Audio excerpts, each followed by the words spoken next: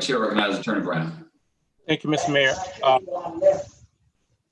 Mr. Mayor, commissioners will request motion to enter executive session for the discussion of litigation, personnel, and real estate. So moved. Second. Madam Clerk, the Mayor Pro Tem with the motion, Commissioner from the SIC with the second. Voting. Mr. Clark, Yes. Ms. Davis. Was that a yes for Ms. Davis? No, ma'am. Now, Mr. Flournoy, Yes. Mr. Franham, Yes, ma'am. Mr. Garrett. Now, Mr. Hassan, Yes, ma'am. Mr. Syed, Mr. Bobby Williams, Yes, ma'am. Mr. Dennis Williams, Yes, ma'am. Mr. Marion Williams. Yes. That motion carries with Ms. Davis, Mr. Garrett, and Mr. Syed out. We're going to transition into closed session. And Madam Clerk, you will be pleased to know that we've got two timely arriving members, the commissioner from the 8th called Garrett and the commissioner from the 4th called Sias. Yeah. All right, we're going to transition into I told you, we start calling it order, everybody will show up. All right, we're going to transition into closed session and then we'll be prepared to do the business of the people. Jeff.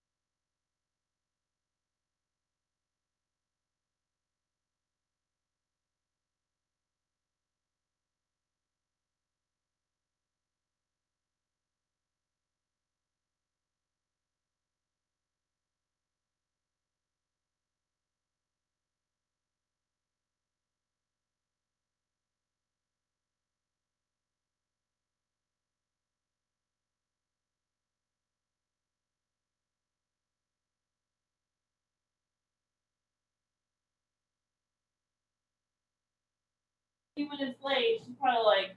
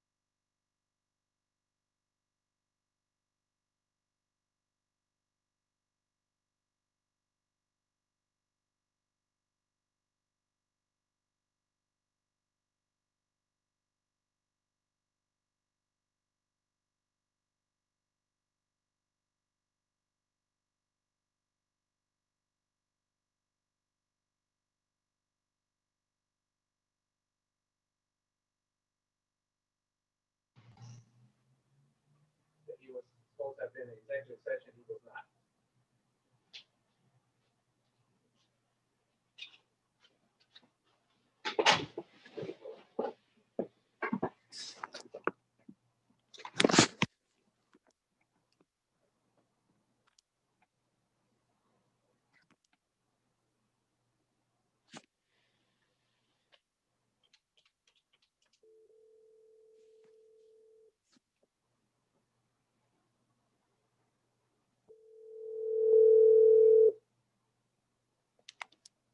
Mayor's office. Yes, Mr. Wayne Brown, how you doing? Good, how are you?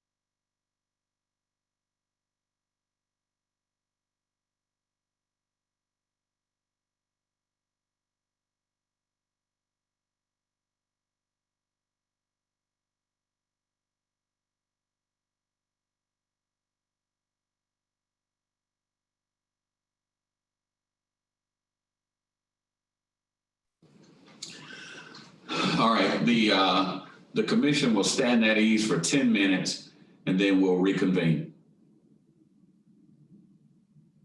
We'll stand at ease for 10 minutes and then we'll reconvene.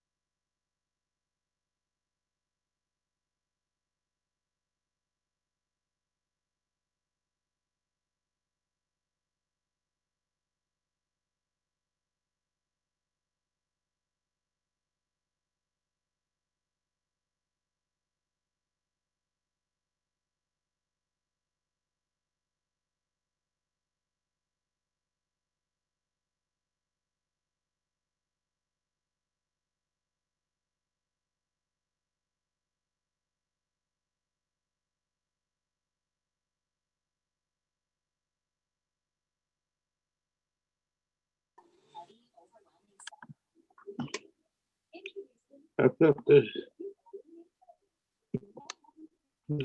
started.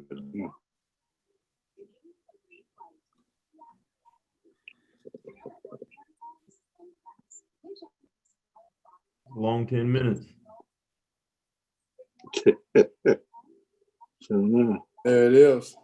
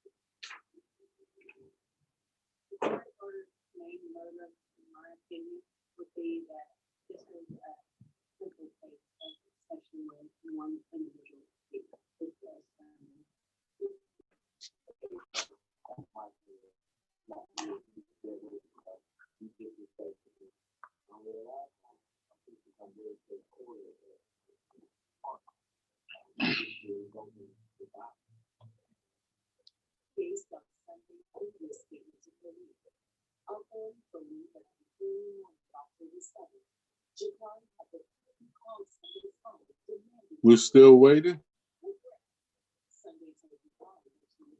Huh? No, sir. We are having a meeting right now. Appears so, sir. All right, we're getting ready to reconvene here.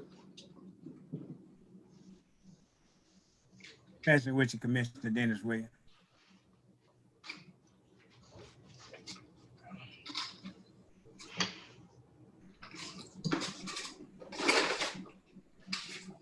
think I heard the commissioner from the 8th talking about 10 minutes. We're using UGA 10, we're using Georgia 10 minutes this time.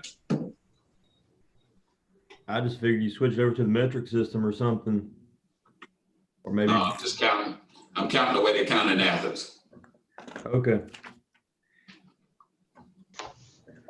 We'll go with that. Math is hard.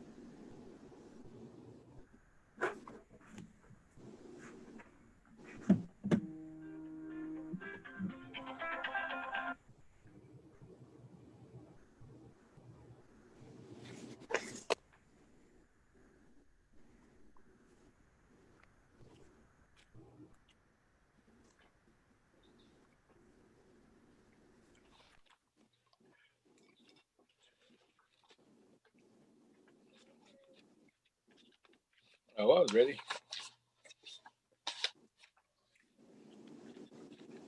My goodness, where's oh.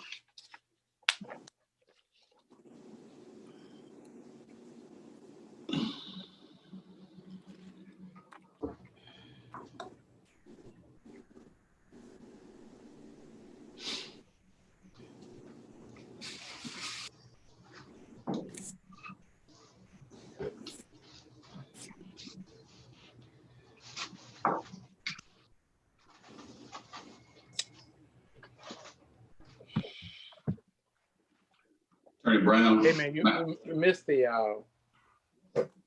legal. Madam Clerk, Yes, sir, you ready? I am.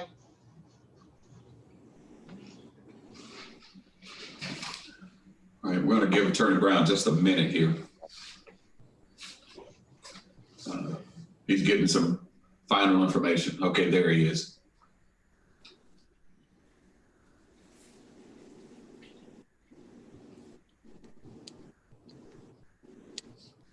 All right, Attorney Brown, I'm giving you a minute to get your information.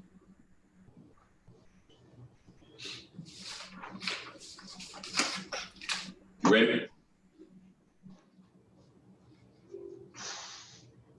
Okay. All right, Chair recognizes Attorney Brown. You can't. Are you speaking, Mr. Mayor? I am. Can you hear me? Barely? Barely. All right, how's that? Is that better? Okay, I'm not muted. I can hear you fine, Mayor. Okay. All right, I think what the attorney is saying is he needs a new speaker. He needs a new speaker. All right, Attorney Brown. It's on you. Turn your volume up. You'll increase your volume. Yeah. It's up. Okay.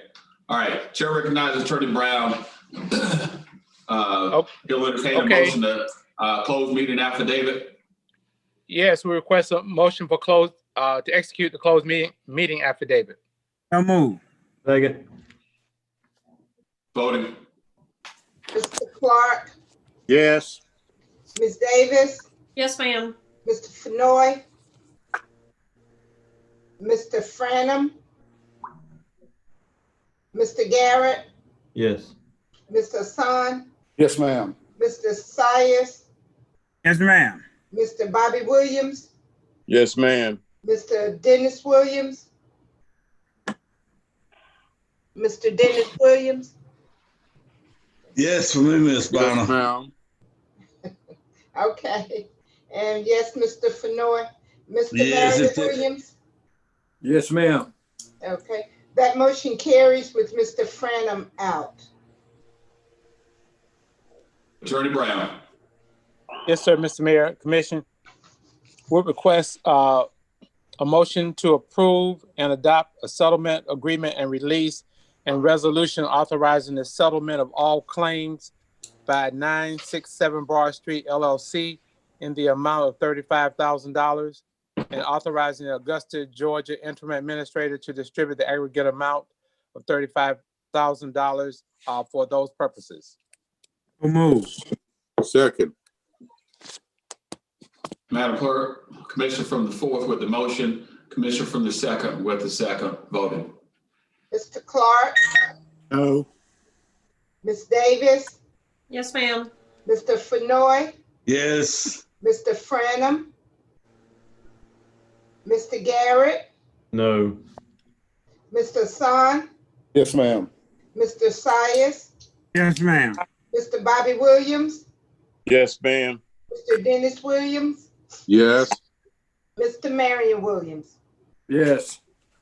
That motion carries with Mr. Clark and Mr. Garrett voting no, Mr. Franum out.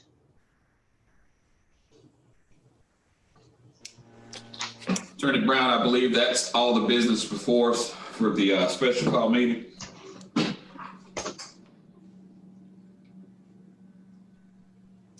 All right. All right, we're going to proceed. Madam Clerk, we'll call the November 4th regular Augusta Commission meeting to order.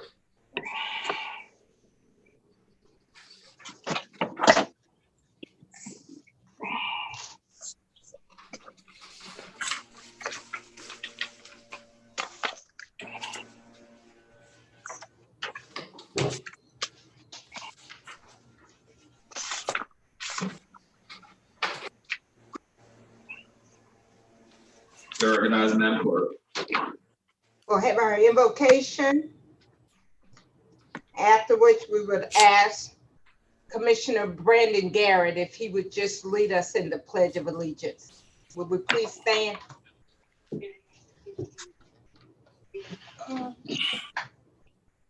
Commissioner from the ninth, would you lead us in our invocation? Let's let our heads a word of prayer. Father God, we come with our heads bowed down, the locks of our shoulders. We come thanking you for this day. We thank you for life and life more abundantly. We ask that you lead, guide, and direct us, Father, that we do the business of this city called Augusta. We ask you to forgive us for all our shortcomings, forgive us for all our sin, but remind us that we're here to serve and not being served. We thank you so much for your son, Jesus, the one who died on the cross, that we may have an opportunity for eternal life. Father God, for these and all prayers, we ask in your son, Jesus' name, amen. Amen. Pledge allegiance to the flag of Go ahead. the United States of America and to the republic for which it stands, one nation, under God, indivisible, with liberty and justice for all. for all. Take your seats.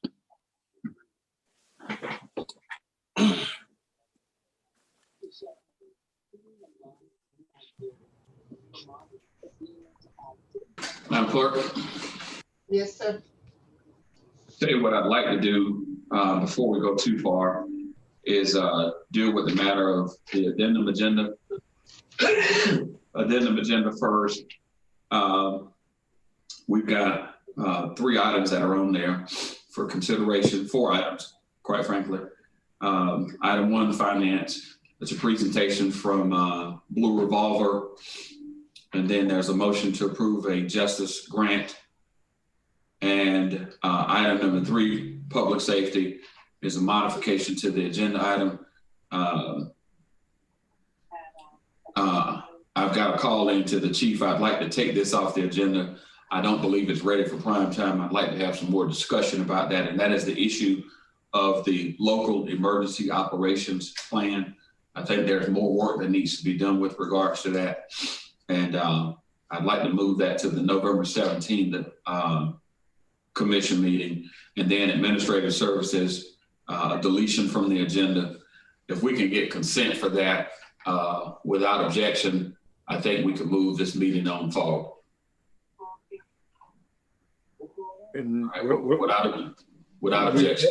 we consent to adding to the agenda. Is that what you're saying, Mr. Mayor? Yes, sir. Okay. All right, and again, with the exception, item number 3 on the public safety will move to November 17th, at which point in time we'll address it, and then deleting that item, number 4, administrative services. All right, without objection. Okay. That will be item number 25 under the regular agenda. That's what we're deleting. Yes, and Number 33, you're asking that be deferred move to the 17th of November, Madam Clerk. So those are done without objection. Without objection. All right, Madam Clerk. All right.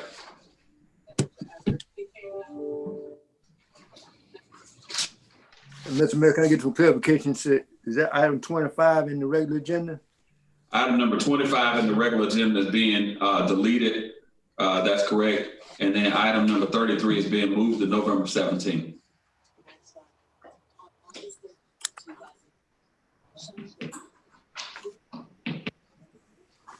Okay. All right, Madam Clerk, back to you. Our delegation portion of the agenda. Item A, an update from Mr. Bob Young regarding recent meeting with state officials relative to establishing a state veteran cemetery in Augusta. All right. And that is, we've got Bob Young and Mr. Don Clark, I believe there. Right. And I'm believing that they're public.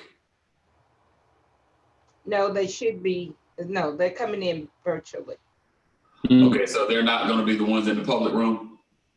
No, they're virtual. No. I found them, Mr. Mayor. All right, you'll find them? Okay, They're coming in now. All right, I'm gonna take the public back out, okay? So if we can get them back out, Jeff, that'd be great. Thank you. All right, we've got joining us today again, Mr. Don Clark, Mr. Bob Young. Gentlemen, if you'll proceed with your presentation, state for the record your name, your address, and you've got a little better than 5 minutes. Thank you, Mr. Mayor, commissioners. It's great to be back with you. My name is Bob Young, and I live at 2103 Summerhill Lane in Augusta, Georgia. Before I get into the guts of this presentation, I want to thank Commissioner Fenoy, who really jump-started this project about a year ago, and Commissioner Williams, who has been kind of our right arm through the whole process in dealing with the city. He's given us invaluable insight and guidance. Also, I'd like to thank all the other local governments in this region, along with our legislative delegations and the veteran services organizations for their spirited support. Also, I want to recognize Rob Malden. He may be with us in the meeting here from 2KM Architects. He's been giving us invaluable technical assistance. His firm has built 2 cemeteries for the state already. And of course, the energizer bunny of this whole thing, Don Clark, who's our co-chairman. I want to report to you today that last Thursday, we had a meeting in Atlanta with Governor Kemp to talk to him about this cemetery and make a formal request of him. The attachment that you have lists the participants on page 3. We had a rather large delegation, but had to cut it back because of social distancing requirements at the Capitol. But we think the 6 people who were there represented us well. In the meeting from the governor's office was policy advisor Tyler Adams, budget staffer Cody Whitlock, and senior policy advisor Mark Hamilton. During the presentation, the governor asked a lot of questions about budgeting and process, which we thought was quite indicative of his interest in this project. And then Veteran Services Commissioner Mike Roby told the governor that the cemetery is needed. He said it was long overdue. And as for the Gracewood site that we recommended, he remarked it is the right property. And you'll see the letter that was written in support of our efforts from Commissioner Roby and his board. In your backup material in this packet is page 24. After the meeting, I had a brief exchange with Senator Jesse Stone, who indicated we probably could have an answer within the next 30 days at the earliest on this. The argument was made that eventually the state is going to have to spend a lot of money out at Gracewood as the site deteriorates through abandonment. There don't seem to be any imminent plans for redevelopment or repurposing that property. And to have Commissioner Roby say that's the ideal site really helps our case. This is going to be, it looks like, about a $10 million project, and it will cost the state about $400,000 a year to operate the cemetery once it gets up. We've encouraged the governor to put the money in the supplemental budget. Mayor, as a former senator, you'll appreciate this. That's so we can start to file an application with the VA this coming April, which is when the VA traditionally accepts applications. If it goes into the regular budget, then the earliest the state could file would be in April of 2022. Don Clark was leading the delegation up there in Atlanta. Don, what would you like to add at this point? Hey everyone, great to see all your faces and everything. Don Clark, always happy to be a part and bringing good news like this to everyone. It was really great to be in the midst and helping to lead this effort forward. The governor was very, like Bob has stated already, he was very enthusiastic. He presented a lot of questions. He was very engaged. The biggest thing about it, he also expressed a great deal of admiration and appreciation for the work that's been done to really kind of bring this presentation to him. So he was impressed by the amount of folks that we had on board in support of the project, but also I think he definitely has a greater understanding of the need of bringing a veteran cemetery to the area, but also he knows, I mean, and it's not a surprise to the governor. He knows that the Augusta region is full of pride and admiration for their service members, but bringing such a need as this was really appreciated from him. But like Bob said, a lot of great information going forward. We're looking to get some good feedback and an answer soon, so that we can discuss next steps. Commissioner Williams, Dennis Williams, you were on the phone call. You might have some thoughts you want to share with your colleagues. Well, I just felt like the governor appeared to be very positive and accepted the project and understood the need of the project and how it will benefit our community. And I would say we have his support. Well, we'll know in about 4 weeks whether we have the support. We certainly hope we do. If there's any information that the mayor and the commissioners would like us to pass along to his policy team, please, if you'll share that with me or with Don, we'll see that it gets up to them as part of this decision-making process. But Mr. Mayor, that kind of wraps up our update today. It's good news. The State Veteran Service Board wants the cemetery here, and the governor now has it on his desk to make a decision. That's fantastic. I want to thank the team for your hard work on this effort and the yeoman's job that you've done. Again, it's certainly music to my ears that appropriations are being considered for the supplemental budget that helps move this forward. So I know how that magic works. That's a good thing. And again, kudos to this group for helping to bring this forward. It's high time that we get this done for the city of Augusta and, quite frankly, for this region, so that the 63,000 plus veterans that we have in this region will have access to this in the event that they need it at a critical time in their life. So if there are no questions, any questions from members of the commission? All right, fantastic. Again, thank you all for the great work that you've done on this to this point. Thank you. Thank you, gentlemen and lady. All right, thank you. Okay. All right, Madam Clerk, our posture right now is the following. We've got one more delegation that's before us, and that's Mr. Robert Lee. Immediately after that, we're going to take up the matter of McGrath. We want to hear from the consultants.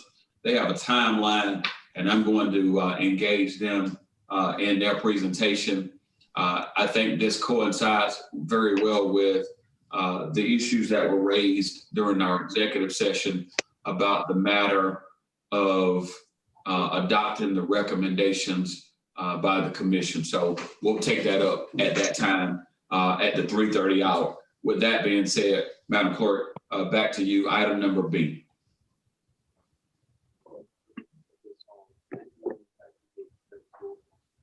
Madam Clerk, you're muted. Our next delegation, Mr. Robert W. Lee, requests a discount on payment of taxes in light of H5A exemption. He's in the public space, sir. Thank you, Madam Clerk. All right.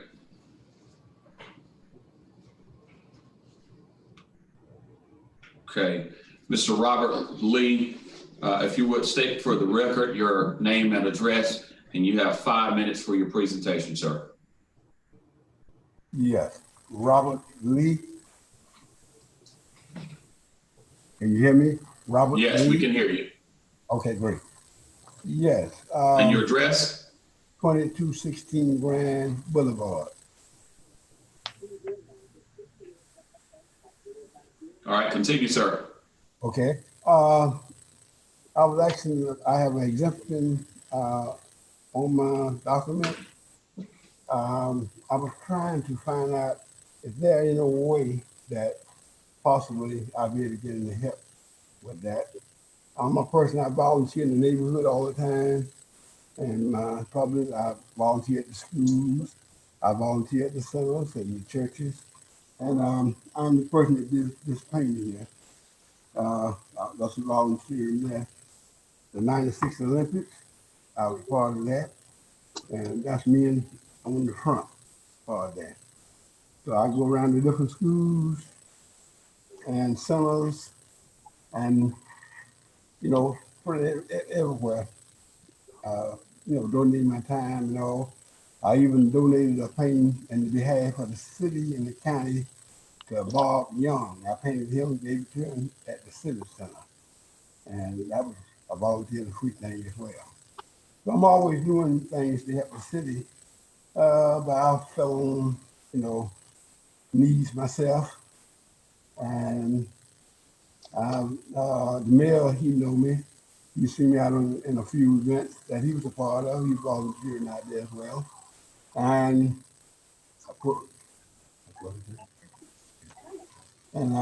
I have talked to some of the members of the staff as well.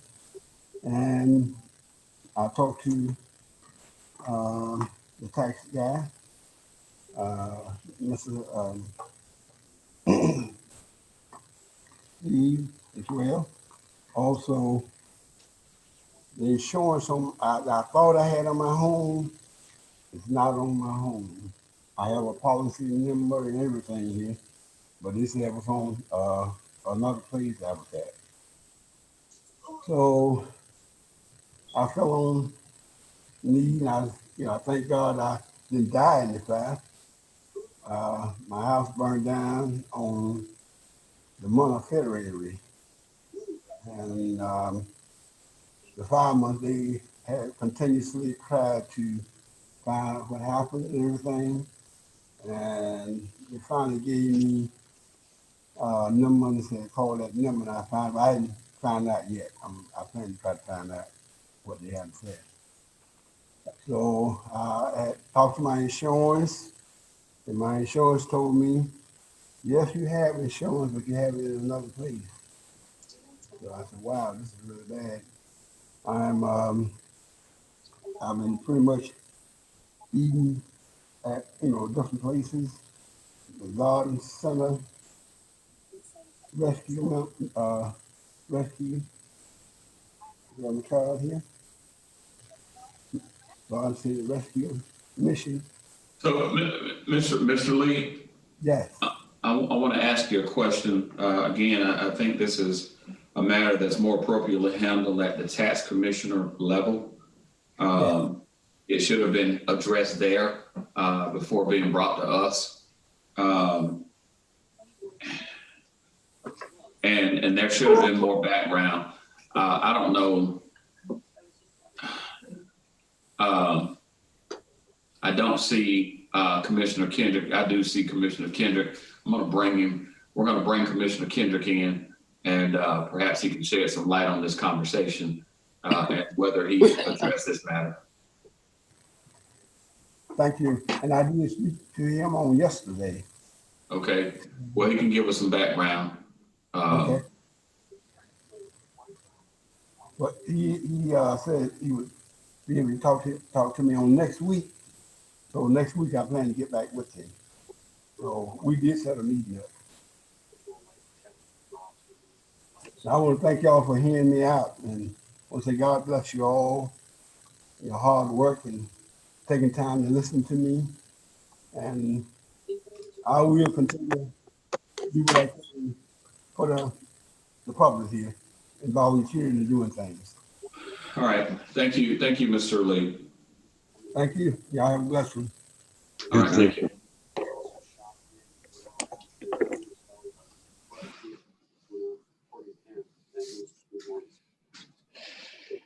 All right, Madam Clerk, we're going to try to get this other group in the room.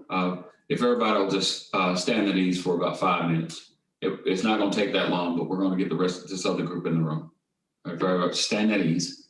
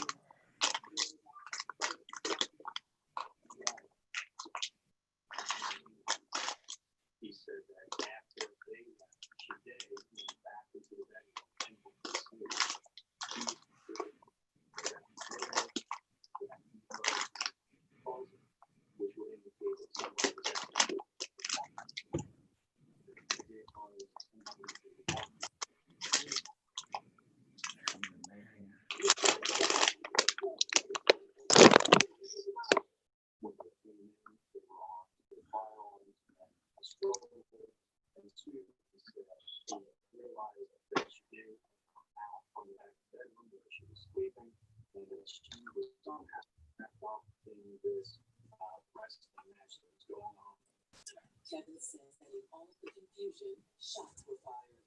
Kevin says that there's a dog pile before them, and that at one point in time he sees the gun and he's able to grab the gun from. Okay, everybody. Our team is working on getting the McGrath folks into the room.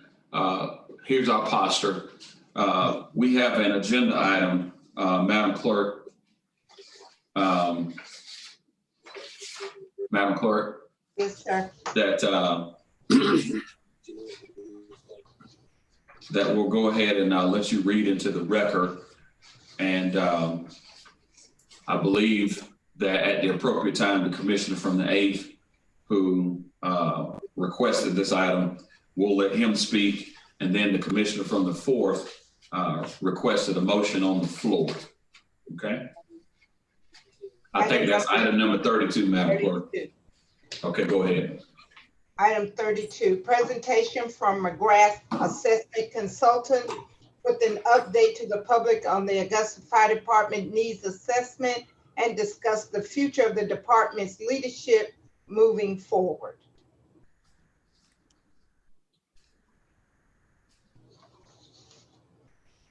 Okay.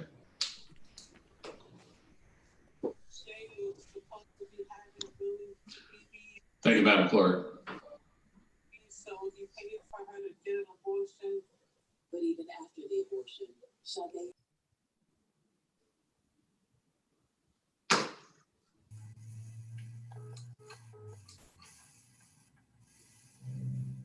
All right, I believe we have with us Mr. Tim McGrath, and we'll also go ahead and bring into the room Ms. Rookert.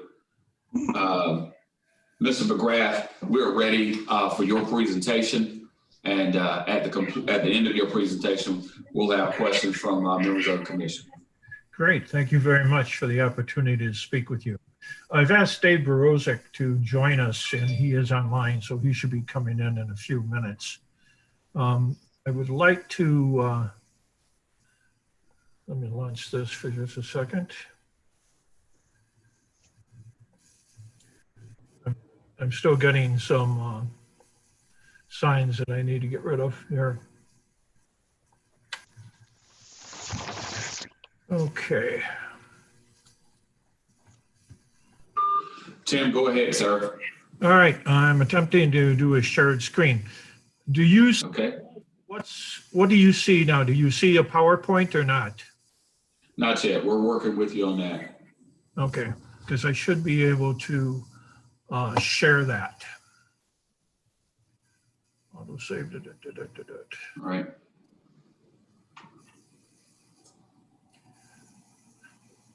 Again, if you'll pay attention to the chat box, our IT team may be giving you some instructions. Okay, thank you. Mr. McGrath, you should have access to share. I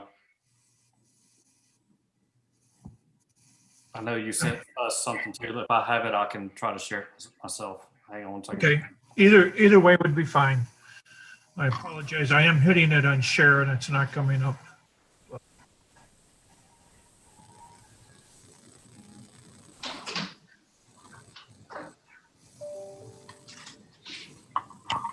Well, let me go ahead and begin, and hopefully we can get the PowerPoint up. If not, be able to certainly cover all the points.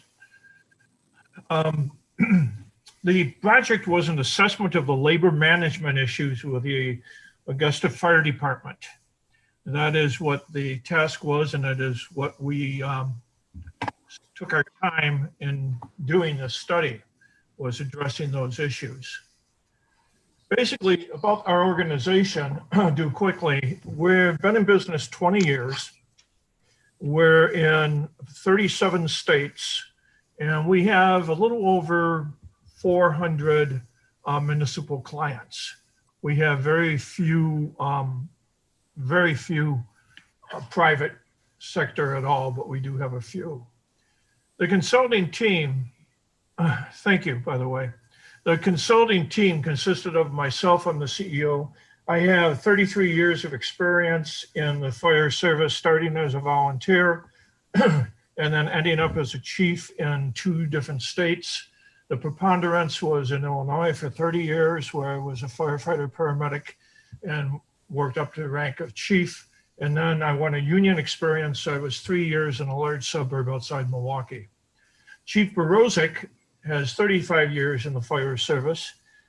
David created the largest consolidated department in the Midwest, which is called the North Shore, if you want to Google it sometime. David put that together, ended up leading that organization, excuse me, and was also responsible for putting together the paramedic system for the county of Milwaukee, which is an extremely large organization. And Dave's been with our organization for a considerable length of time due to his experience in the fire service and the things that he's accomplished. In order for me to go ahead and talk to the people that we wanted to talk to, we took another consultant, Mike Streed, and we asked Mike to do just the phone interviews with the fire folks and EMS folks. But that extended into what you see up there, 18 other people. So a total of 91 folks were interviewed by someone. The preponderance is 73 by Mike and probably the others by Dave and I. But together we did that. Now, a number of people asked us or gave us a list that said, would you please interview these people? And we did our best to do that. And so that's the way that we got it. We had some problems initially getting to the organized labor because no one wanted to tell us who it was.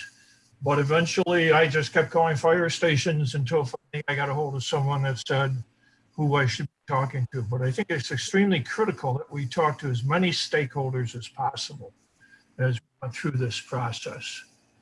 The next thing we did was the documentation.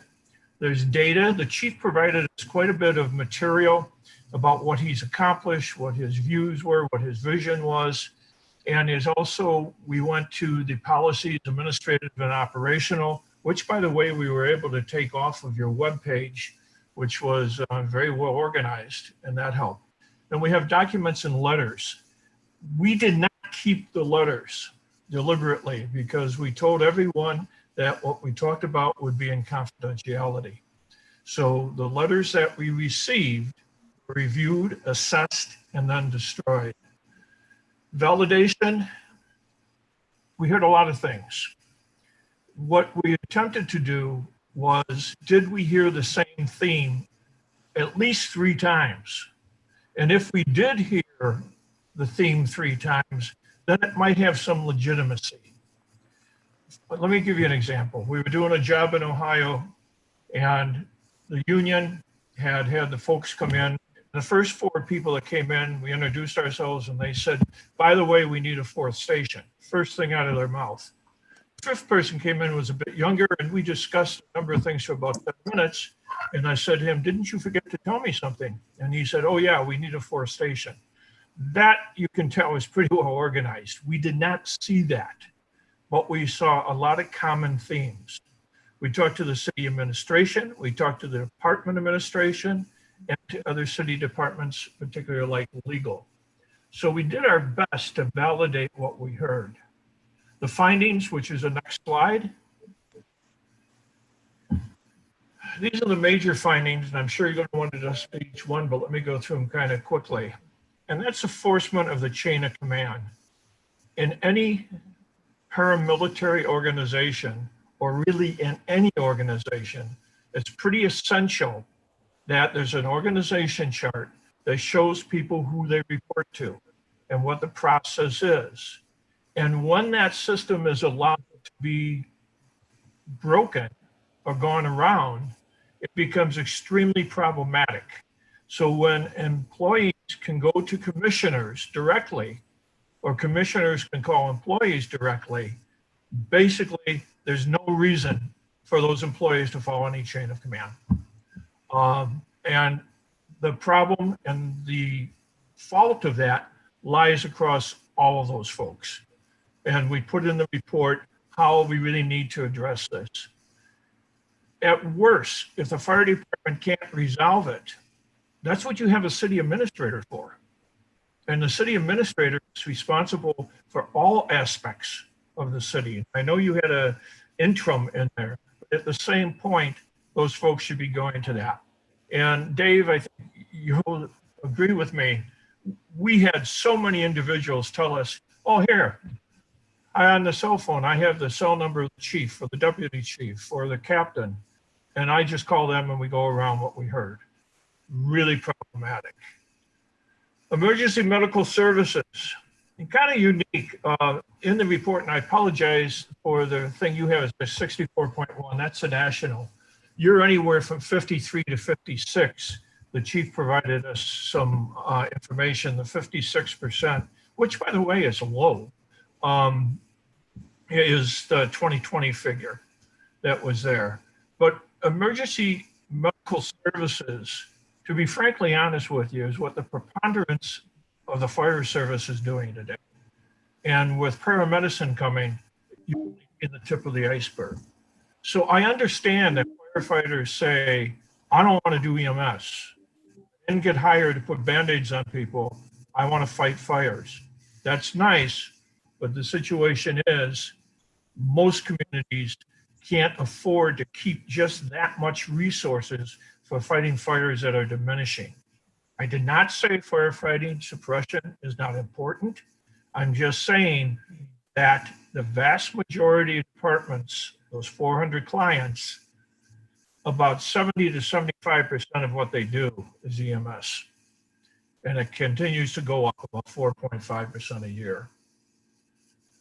I know you're a right to work state, and I understand the work to right state, but so many times we got contradiction. Well, we can't answer that because we don't recognize the union. But the next thing out of their mouth is, oh, well, we sit down with labor management issues.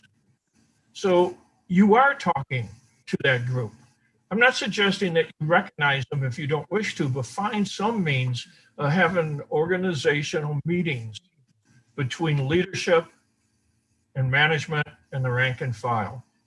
And it's essential because you just can't have it both ways. You can't tell me in one breath, we don't recognize them, and then the other one say, well, of course, they can come in here anytime they want, and or we go to them. HR assigned to the fire department. I have my horse in the race when I started this study was pretty simple. It was what's best for the person that needs help. That's my horse in the race. And what I found was there was considerable dysfunction in the fire service, in the fire department. I did not say they're bad people because they're not. But the amount of turmoil, the amount of feelings and distress is pretty exceptional. But the one person who I really felt had their arms wrapped around this issue, could stand on the balcony a little bit and look down like we could and globally see it, was the HR director. And so we had a lot of communications with the HR director who helped us to get what we needed as we went through.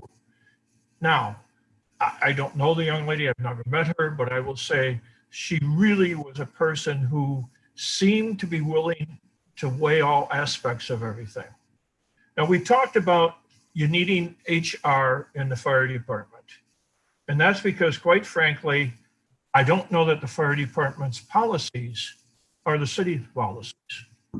Or if they are, I'm not sure that the two of you find what you think they should be would even begin to recognize each one of your descriptions. So we think what needs to occur is that you need to do a policy assessment by an HR person and then match that HR person to what you find. Is it benefits? Is it compensation? Is it legal? Is it communications? Is it policy? And put a person in the fire department, in an office, who does not report to the fire chief or anyone, but reports to the HR director. And that person isn't going to be there forever. They're going to be there until they can have access to the individuals, can come express their issues, and they can find out, is the policy being followed? And I think that's what everybody wants. Mandatory overtime. We'll go into this more, I'm sure, with your questions. I understand why the chief wants mandatory overtime. He doesn't want to take a rig out of service. I was a chief. I didn't want to take a rig out of service for several reasons. Number one, I spent a long time showing that we needed it. Number two, every time I take a rig out of service, it can be interpreted that maybe I really don't need that apparatus or that personnel. So to do that, you're requiring people to stay and work on short notices. And we heard so much difference. I can only say that this is a very contentious issue. That how it's distributed, who has to do it, and things of that nature. There's got to be a better way of setting up some type of list that you rotate on the list or you go down, but it just doesn't seem to be occurring. Employee turnover. I had a real hard time. I got a degree that says I'm supposed to know how to research, and I had a real hard time finding out what is the actual national turnover for the fire service. And I don't have a strong enough source, but I would say it's probably about 8%. But 15.4% in the fire service, pretty significant, pretty significant. So there's got to be something going on. And when we're interviewing people, when I'm interviewing a captain on a Zoom meeting, and the captain says to me, well, I'm not in charge today. And I said, who is? Lieutenant. Then why are you there? What is your purpose? what function do you serve as the supervisor over that station? If you're not going to make any decisions and you pass everything on. So it doesn't seem as if there's any willingness to follow this chain of command and to follow what the job descriptions say I should do. Really a significant issue as we look at that. And the turnover, well, let's go to the next one, and that's the salary continuation. I think the chief has some very legitimate concerns about that. 270 days, pretty generous. We haven't seen anyone higher, but we've seen some that are that high. Most are a little bit less, but that's your decision of what you want. The advantage is you're definitely saying to the employee, we care about you if something should happen. The disadvantage is very possibly people can be taken advantage of it. We suggest you do light duty. Now, there's a lot of people that do not like light duty, but we have found that usually a person will come back to work a little quicker after doing light duty. Now, the chief indicates that he implemented NFPA 1582, which requires physicals, chest x-rays, cancer screening, hearing tests, a number of things. That's fantastic. But if he has in fact implemented it, right in there, they indicate there needs to be a light duty clause. So I don't know if you're implementing the whole policy or picking and choosing the parts you want, but if you're gonna do NFPA 1582, probably should do it in its entirety. Leadership. I'll be frankly honest with you. I think what a number of people had a desire of, including commissioners that emailed me, including chief officers that emailed me, including organized labor that emailed me, was, should we keep the chief or not? That's not addressing the issue. What's addressing the issue is what is causing this dysfunction. Now, the bottom line is it's up to the chief to resolve it. He has to be willing to do that. He needs to be capable to do that. And he needs to have the support to do that. And if in fact, the decision makers, i.e. the commissioners, believe that the individual can do that and has identified the problems, then so be it. But if you continue to go down the road you're going, not an attorney, but I'm pretty sure you're gonna need one. There was some serious accusations made and individuals saying we've supplied letters, we filed complaints, and nothing's happened. This is where HR would come in and say, hey, wait a minute, this is legitimate, this is not legitimate. We think that as you look at, we talked about loss of respect. There is a significant number of people in the organization that do not have respect for the fire department leadership.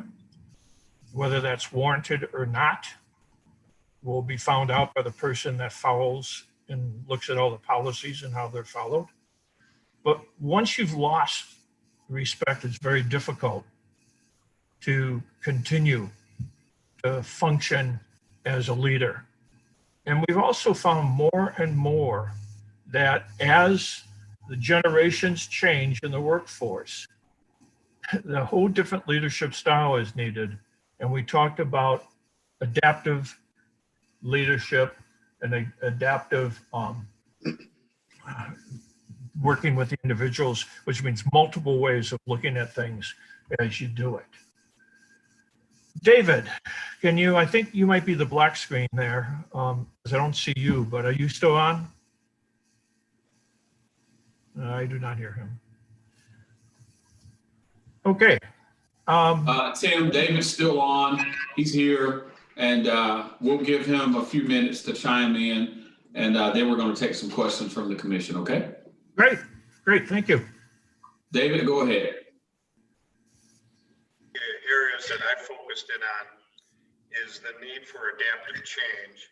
And to define adaptive changes, going back and, we all learn how to make decisions based on something we've experienced or had a history in.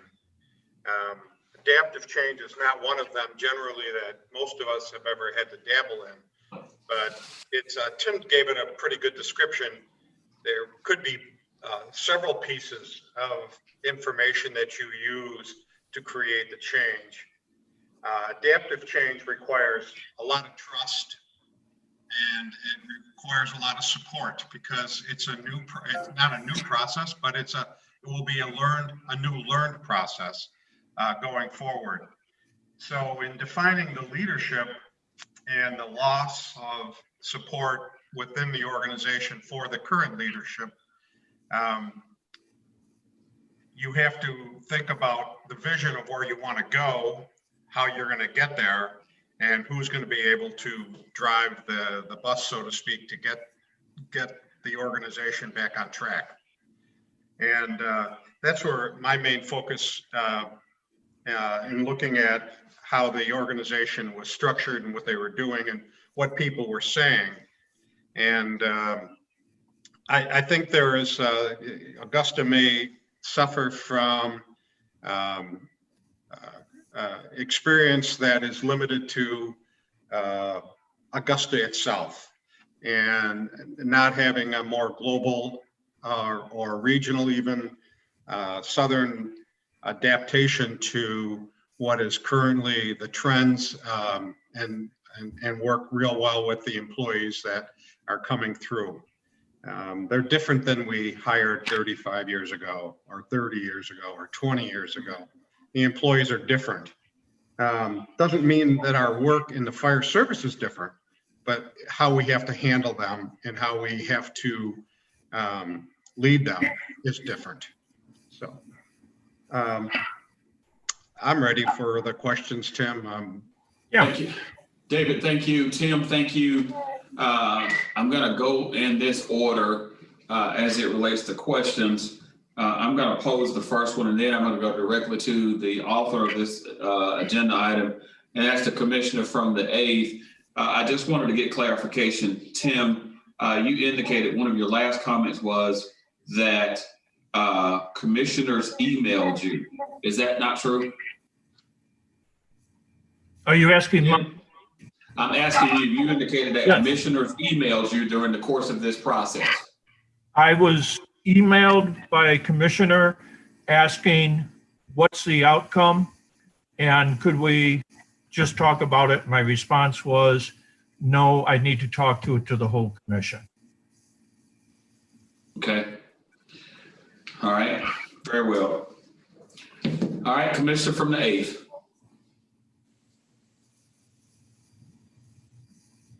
Thank you, Mayor. I have a series of questions that I'd like to ask the McGrath Group, if that is okay. Certainly. You know, in regards to this assessment, we read through the 40+ pages that you sent out, and also through the spreadsheet of suggestions of how to address some of these issues. I guess my first question with this is, what did you find in regard to morale issues within the fire department? I noticed that wasn't part of your PowerPoint, but being a commissioner, that's one of the things that we've heard about quite a bit. We have heard from a number of individuals that morale is very low. The quote was, it's never been lower. Now, when you hear that from such a broad audience that we did, it throws up a lot of concerns because morale needs to be resolved on two sides. It's not just one person resolving the issue, but there was a vast preponderance. I think I said something like out of 75, it's in the report, 70 of them said it was as low as it's ever been. So yeah, morale was definitely an issue. It wasn't, morale was responded to by always a follow-up question. It was never a lead question. It was never, tell me about morale. But as the candidates spoke to us, morale was always brought up almost consistently through all the rank and file, and including the staff and non-sworn. Okay. And in regards to morale being low, was this directly pointed at the leadership, or is it just something within the policies of the fire department, or what did you guys see? Certainly both, but it was very heavily centered towards the leadership of the department. Okay. And the last point that I want to, or the last question that I want to ask, the last point that you made during your presentation was about, the constant theme of the respect for the leadership in the fire department. How important is it for there to be mutual respect for leadership for a fire department to be effective and also to maintain the safety of the citizens that they protect?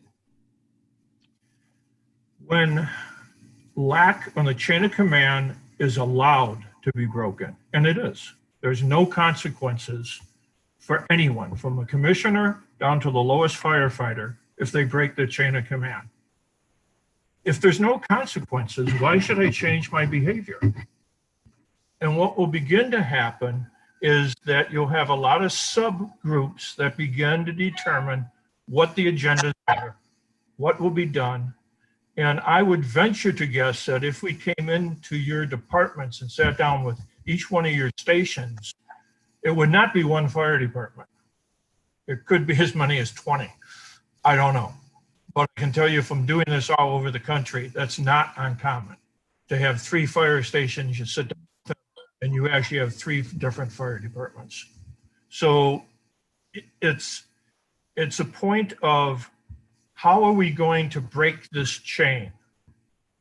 And then from that chain, I believe that most adults, other than my children, understand the difference between being heard and getting your way. Okay, so most adults understand I might be heard and I want to be heard, but I might not get my way. And we picked that up from a number of employees also, that just let us be heard. Tell me what the vision, one of the biggest things that we think what the chief really would help him is if he would just hold what I call a state of the state address. Here we are, here's our challengers, here's our vision. Because I don't think many people have any idea what the vision is to move forward. And so what is that vision? How are we going to get there? How are we going to address these differences? And that's why I think you need the help of a neutral person, HR from your city, and see what progresses from there. Here's an Feel free to jump in if you can add. When one of the things I asked most commonly, and not just in this organization, but anyone I go to, what's the mission statement of your organization? I'm not sure if I had one person read me a line of it. And I had an officer in the group say, it's on the board somewhere, but nobody believes it. So that to me, how is it that we're showing up to work and not understanding what our mission is? And other than to answer the call when dispatched. There's a greater mission to the fire service. And for it to be effective, everyone really has to know what the purpose is and be able to define it. So. Okay. And just one follow-up to that. I know I said that was my last question, but you brought up the chain of command with the commission, and that issue has been raised in the past as well. And as a commissioner, I can speak to this because I know when I am notified by firefighters or police officers or employees within our government, they reach out to us because they feel that when they do follow the chain of command, and this is specifically what I hear time and time again in the fire department, is that when they do bring up concerns, they submit emails of their concerns, they write letters, or they tell their next in line of what is going on, what supplies they need, or what policy has been given out that they don't understand, they never get a response, or the issue is just ignored and nothing is ever addressed. So that's, to me as a commissioner, those are the concerns that I hear. It's not that we go looking for the concerns. It's the people that reach out to us because they feel like they're getting nowhere, they're getting ignored. So I think that we're kind of that last option. We certainly articulated that pretty accurately from what we heard from employees. Being a commissioner is a very difficult, and being a board member is a very difficult position. First of all, you're dedicating a lot of time and effort to some very challenging things, and I respect that. Any citizen has a right to come up and talk to you at any moment, and you can't ignore them. So should you just ignore an employee? No, what you should do is to say, have you talked to your officer? Yes, nothing happened. Fine, give me that officer's name. I'll give him a call and we'll find out. And until they're held responsible, we had a number of officers that told us, I really don't make many decisions. I just ask the chief. Again, that's a pretty significant problem. So I understand it's difficult for you, and I understand when they come and they're saying we're not getting answers, because I don't believe they are getting answers. What we need to go through, and that's where the step between you and them is the administrator, the city administrator. He calls the fire chief in and says, what's going on here? Dave? Another example might be, I asked all officers, I said, how many decisions do you make that don't require proper authority up the chain of command? And they said none. We can make no decisions. And even if we do, we get overridden. So my next follow-up question to that is then, why do we need you? What do you do? I know you get paid more money, but if you make no decisions and you have to always ask the chief, I don't understand the purpose. What's your role? So that may be the systemic problem of why things aren't being answered. I don't, it's pretty tough to say.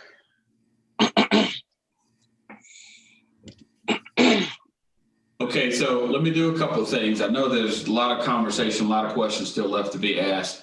All right, I'm going to ask, and we're going in this order. I'm going to go to the commissioner from the 10th and then the 9th. And Dave, if you could, your audio is not the best right now. I don't know if you can move closer to the microphone or the device you have, but your audio is not that good. If there's a way for you to just any closer. Okay, that's yeah, fantastic. All right, we're going to go in this order. Commissioner from the 9th, the 10th, the 9th, and the 5th. Thank you, Mr. Mayor. I've only got two questions. Mr. McGrath, some people have voiced a concern that ex-employees of the fire department participated in the survey and the study. Do you find that you received a lot of insight as to why people did leave the employment of the fire department, or was that very helpful to you? Well, first of all, we did speak to a few members that had left. Some of them we were asked to speak to by the fire chief, and some of them we were asked to speak to by the association. And one of the things we strive for was articulate the problem, but what's the solution? How do we resolve this? Because I think I say in the report, they're all nice people, but if I was to look at you as a group and say, the problem is A, not B, the people that agreed, it's the best report ever came out, the other ones would say it was terrible. What we're saying is, what did we pick up? We picked up a common theme by those folks that had left and retired.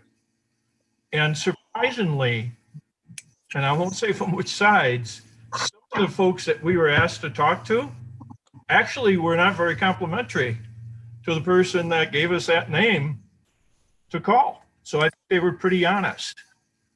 And they certainly didn't hold back. Dave, I know that you talked to a couple.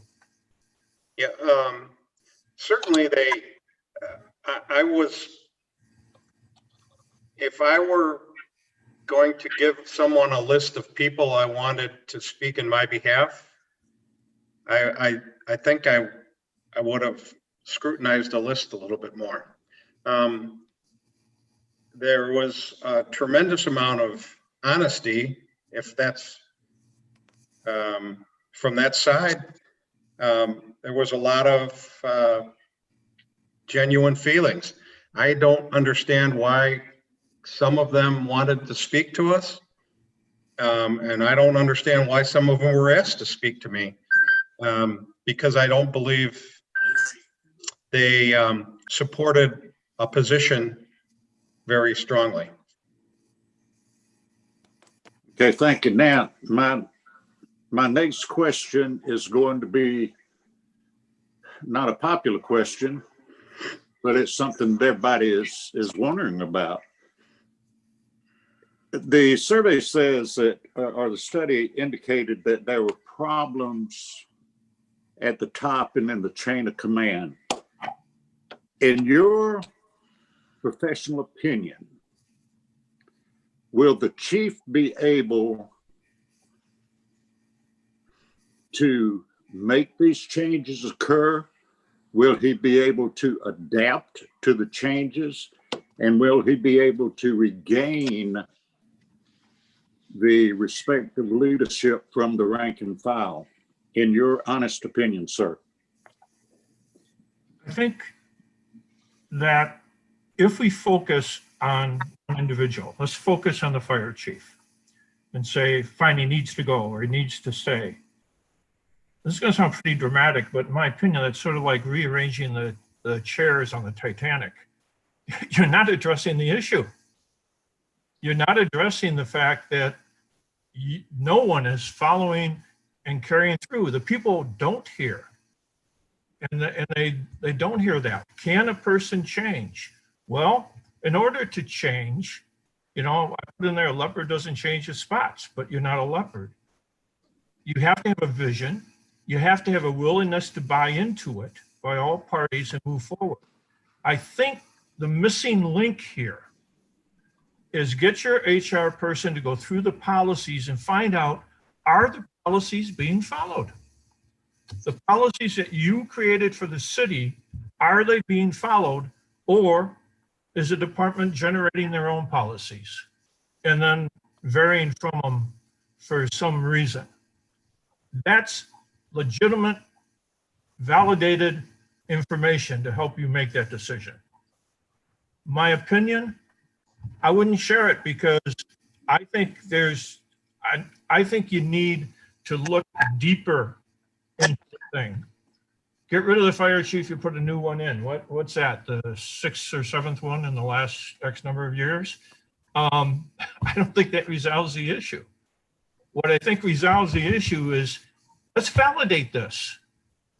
This one individual that claims that he's been discriminated against, if there's any legitimacy to that letter, you got issues, and some pretty major ones. So I don't know. I don't know the individual. He seemed, actually, when we talked to him, he seemed pretty well. So I can only answer your question by saying there's a lot of dysfunction. The commission should give a very direct plan to the chief. Here's our expectations. Here's the resources we're willing to commit to do that. And here is what we want to see in the next month, 3 months, 5 months, or a week, or you know what? I just don't think we should go there. But right now, the 5 to 5 is pretty dysfunctional. I mean, we've had former leaders tell us that that's just a common knowledge. In order to stay, I need 6 votes. That's a problem. So that's the best I can answer your question. Okay, and do you know what, sir? I appreciate the directness, the professionalism with which you answer and Tim answered, and I appreciate your insight and your guidance. Thank you very much. Thank you. Okay, I'm gonna go again in this order. The 9th, the 5th, and the 1st.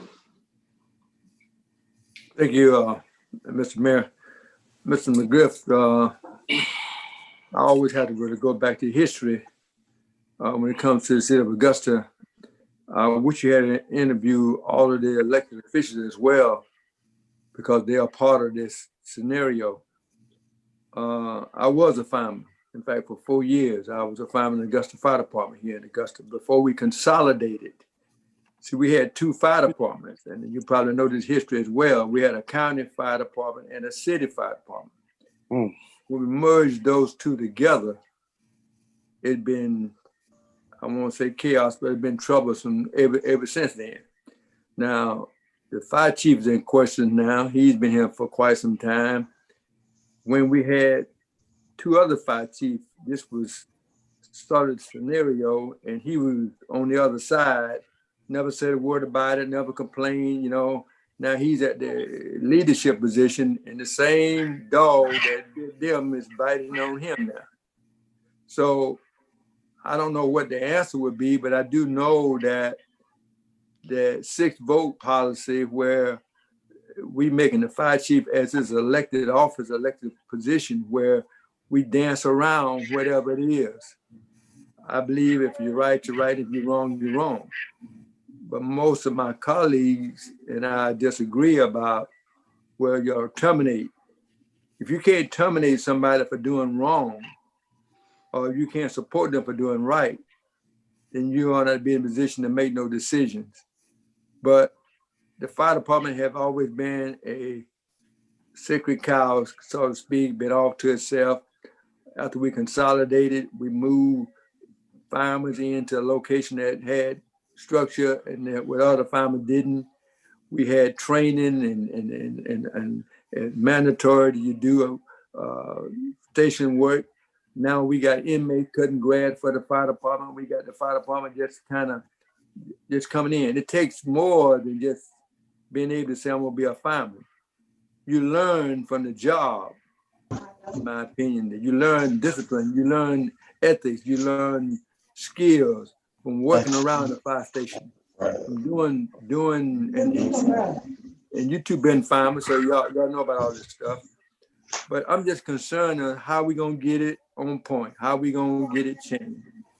I don't hear, I mean, we did the survey, and really I don't understand it. I hear what you're saying, but no one wanna make those tough decisions that says, this is what I need to do in the next 2 months, the next 3 months, the next 6 months.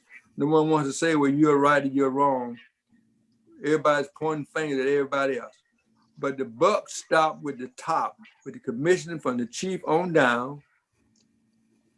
The buck stopped with us. And we have not done those things. We have not gave any direction ourselves. So how do we expect for them to give direction?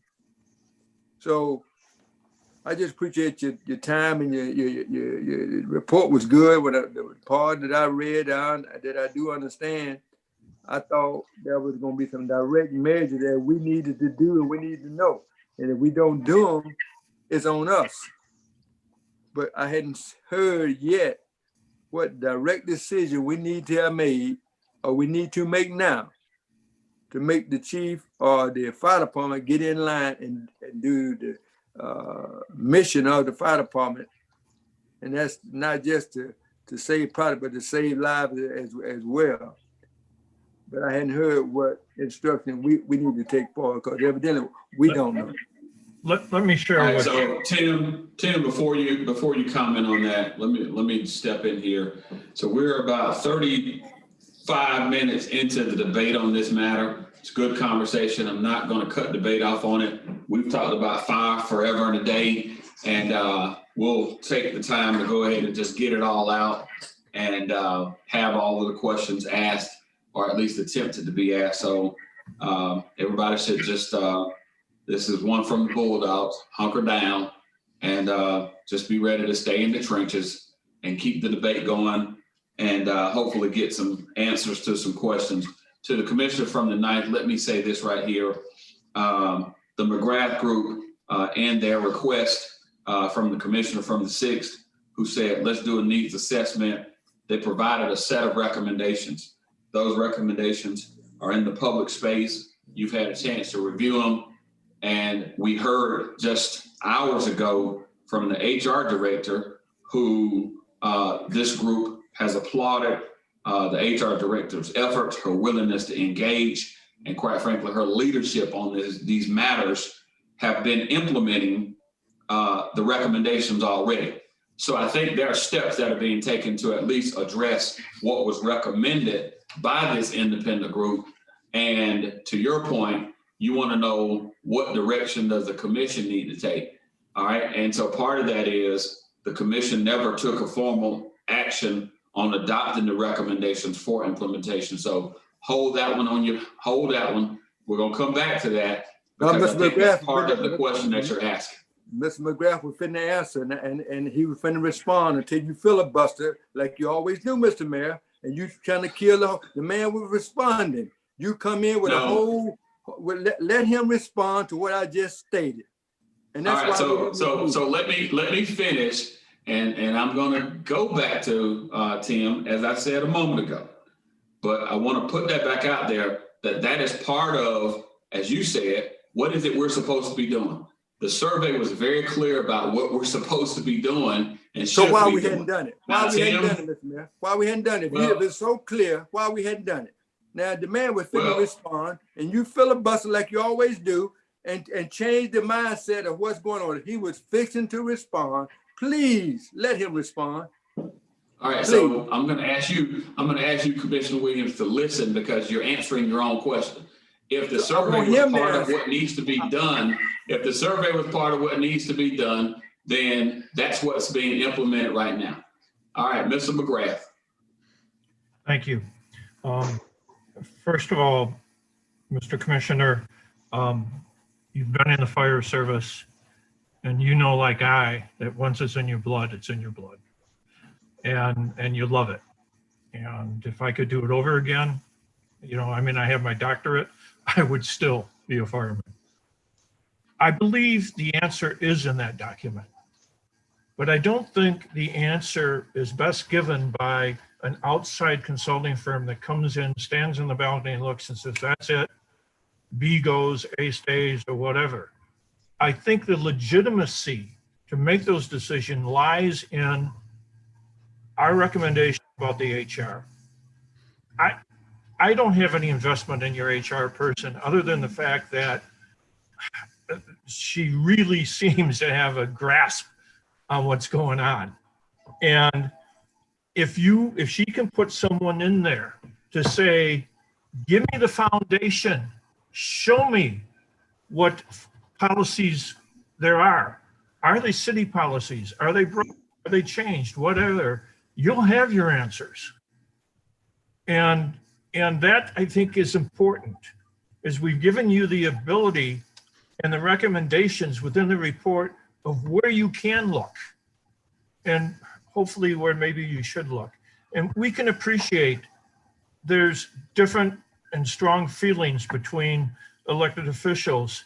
That's what makes government work, and we appreciate that. But the answer, we think, lies in there, and we think you have a fantastic tool for getting it. Commissioner from the 5th.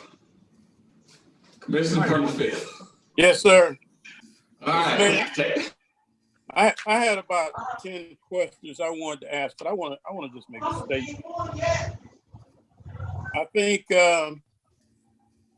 think Mr. McGrath has told us what we need to do as we discussed earlier. We have the assessment. We have the human resource person, we have the administrator, we have the chief and his staff. As he said earlier, commissioners get in the way. I'm appalled at somebody calling Mr. McGrath or emailing Mr. McGrath because you're in the way. We need to stand back out of the way and let the human resource person do her job. Let the administrator do his job. Let the chief participate in what's going on. Let the fire folks participate in the assessment of the needs and getting the things together that need to be done. Because then and only then can we move forward. As Mr. Commissioner Hassan said, we can always do checkups along the way, 2 weeks, a month, 2 months, 3 months, somewhere down the line. I don't know why we keep putting this on the agenda and getting in the way when we can let the people who should be doing their job do their job, and then we can expect what we expect somewhere down the line. And if the chief is doing what he's supposed to do, then so be it. If not, then we have another decision that we can make. But we need to get out the way. Stop putting this on the agenda until the appropriate time for it to be put on the agenda. Let me tell you something. As Mr. McGrath said, leopards don't change their spots. Now, they can wipe some of them off. Now, what happens is that either the chief is going to do what he's supposed to do or he's not, and then we can come back and make a decision. So, therefore, we need to stop putting this on the agenda, discussing it in the public, keep muddying up the water, keep dirtying up the wall, and stop putting this on the agenda until the appropriate time for it to be addressed. If the chief is going out the door, we'll put him out the door at the appropriate time. But right now, we have the assessment that needs to be done. We need to shut this down so we can move on. I want to be online until 6:30. I got a cat to feed. Well, this is my agenda item. Just like you can put any agenda item. Sir, I'm not talking to you. I was talking just like you talked earlier. I'm talking now. I don't offend you. I don't come at you. I don't say anything nasty to you. I'm not the administrator who you could be nasty to. All right, I'm gonna go to the commissioner from the first. Commissioner from the first. Yes, sir. Am I muted, Mr. Mayor? No, we hear you loud and clear. Loud and clear. He muted me. You know, one thing that you all mentioned is the fact that leopards can't change the spots. And, you know, that statement holds true for the firemen also. And that regardless of what chief you have, if you have firemen with the same attitude, then you're gonna get the same results that you're getting. You started off by saying that you were given a list of people to talk to. I mean, was the list of people, were they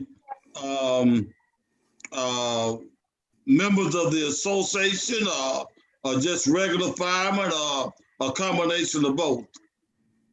Answer that question. The administration gave us a list of people that were in administration or other city departments.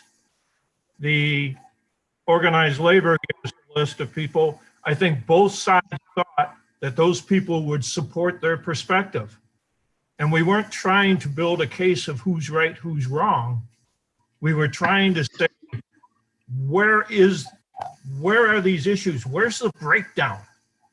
And again, you can spend copious amounts of time and money to find out who's more right and who's more wrong. And your first statement, I couldn't agree with more. And that is, those spots can be on either side. Yeah. For management. But you know what? Until you get some validated options, like what is going on, and I'm validating it because I have the expertise that I know how to evaluate it, then the answers will become pretty clear. And it's very different. You have very strong, I mean, if nothing else, if I took this tape and I ran it, I'm not taping it, but if I did, it would show that we have a lot of very diverse strong feelings amongst you. And my next question is, did you find many members of the association supportive of the fire chief? To some degree. To some degree. What we really attempted to find out, and I've learned this a long time ago doing these studies, is when you throw a problem at me, I can listen to that problem, I can make a judgment, but I come back with a statement, what do you have to do to fix it? What do you have to do to fix it? Okay? And when I hear, oh, there is no help, there is no, I only have 18 days and 6 hours and 4 minutes to retirement, you have an issue, and you can only weigh so much on that. So I don't think that the whole labor group is out to get the chief, and I don't think the chief is out to get the labor group. I think that one of you speaking French, one of you speaking German, and you don't understand each other. Tom's just short of clarity. And my last comment, you talked about the turnover in the fire department. Are you aware of the fact that about 20 miles south of Augusta, east of Augusta, we have the Savannah River site that has a fire department, and 20 miles the other way, we have Plant Vogel that have a fire department. And a lot of, well, not a lot, but there are members of the fire department that get their training and certification here in Richmond County. And when there's an opportunity to go to Savannah River site or go to Plant Vogel, they will leave in a heartbeat because they will be making twice the money that they're making. And I don't have a problem with that, but I would attribute that to some of the turnover that that our fire department is experiencing. And, respectfully, there's an answer to that. What do your exit interviews by HR say? Have you read them? Do you even have them? I don't believe you do. But I think HR will begin to require exit interviews by a neutral party who will say this is the reason. And you know what? If they're leaving for more money and it's consistent, then maybe you need to look at compensation. But you're right, they will leave. But fire folks, and again, I'm painting with a wide brush. When you do, sometimes you get paint where you shouldn't, but are usually very dedicated to what they believe. And they become very entrenched in the community and serving, and there's a lot of pride. So sometimes that pride allows them to make that decision to stay or to go for more money, whatever the case might be. I respect that. But again, if you follow the report's recommendation, you'll have an exit interview from a neutral party that should be pretty honest as to why the person left. Okay, and my last comment is that the letter that you referred to, the person that wrote that letter, not one time had they filed a grievance with the HR, nor at one time did they file a discrimination charge with our compliance department. Don't you find that, and I don't know the individual, but just from that letter, he seems to be a fairly intelligent person. But do you find it strange that if he have all of these issues going on in the fire department, that he wouldn't file a grievance with our HR department or a complaint with EEOC? Well, I can certainly see your point, and we certainly weigh that when folks talk to us. But this individual number one says he had brought it up to his superiors, and that if he brought it up anymore, he was going to be fired. I don't know if that's true or not. I don't know. So I can't say to you that that this person is absolutely right or absolutely wrong. But I will tell you, if that letter comes out and there's any legitimacy to it, you want someone to know. And you want to know maybe this individual is exaggerating and, didn't do anything. But he articulated the fact that he did tell superiors and that he was absolutely afraid if he said anymore, he'd be fired, and he loves the job. Well, I believe if that individual had fears of being fired because of his concern, only thing he had to do was run some of my colleagues on the commission, and they would have addressed the issue for him. Well, that's exactly what we're trying not to do. I That's agree. exactly what we want HR to do. I agree. Okay, so Thank you. you can be 100% right. I think the point that you're making is, could this person be less than honest to us? Sure. And by listening to them, they seem pretty legitimate, but I can't answer that. You might be 100% right. But you know what? You've got the talent right in your own city to find out whether that's right or not. Thanks, sir. Absolutely. All right, we've got Commissioner from the 4th, and then we're going to move to closing debate on this. I want to hear from Ms. Rookard, and then we'll close this matter out. Commissioner from the 4th. Thank you, sir. And, and I think we can maybe wrap up not disagreeing with you before we come back to Ms. Rooker. We've heard from her today. But I want to say this to the McGrath group and Mr. McGrath and Mr. David that's here today, that I really appreciate the work that you all have done. And you brought a lot of items to light about issues within our fire department and our city as well. So, and for an example, we've started on this study that the implementation plan that you have for us to pass forward, but the commission itself has not adopted it. And we're going to do that today, because if we don't adopt it, that delegitimizes the purpose and intent of the finding. So secondly, I think you all have been very respectful and very kind to this body where it comes out to about the chain of command. And I think you made it clear that how important the chain of command is. I'm an old soldier. I spent over 28 years in the United States Army, and I clearly understand the needs and requirements of having an effective chain of command. So, and if we just simply take that spreadsheet and your report as a whole and begin implementing it, no matter where it falls, I think we can have a much better fire department than we have now. So with that being said, I am going to make a motion that the city, that we adopt the findings of the McGrath Group concerning the needs and assessments of our Augusta Fire Department and implement the changes and recommendations that they made. Second. All right, I got a motion and a second.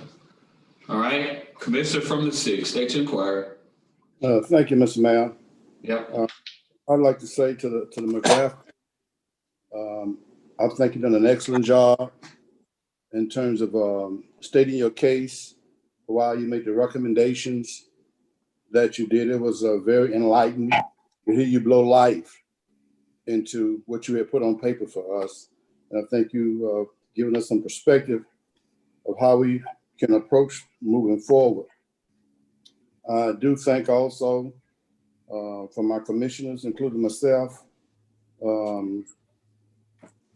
You believe, Mr. McGrath, this is you're in your company, you believe that we have an honest broker in all of this, and that you've had the pleasure of conversing with that person who happens to be our HR. I'm going to support the adoption of this document, but I I'm sorry, I apologize. I want the HR director to clearly understand. This is coming from me. This is a kindly, brotherly observation of this to her, and I hope all my colleagues can agree. Ms. Rooker, we have a lot of faith in you. And we're trusting that you is going to be an independent voice for these firefighters. And that means no commissioner, no attorney, no mayor, no, what did you say? The administrator should help you make these decisions. You're dealing with people, you're dealing with their concerns directly. And I adopt this commission, I support this on another condition also, because it's not said in your assessment here. And what I had recommended, Mr. McGrath, to try to get our chief and his leadership team on the same page.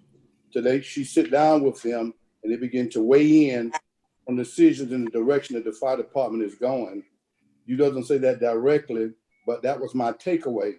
And so to Ms. Rooker, I hope that you will stay the course on that, because I think it's very important that if, to my Commissioner Bobby Williams' comment much earlier, if the chief is going to stand a chance of even attempting to change, that's going to be part of this process. And I think for one, we're asking Ms. Rooker and everything, but we haven't even spoken to the chief. You see, do he think he can change? Because this is important. This is important.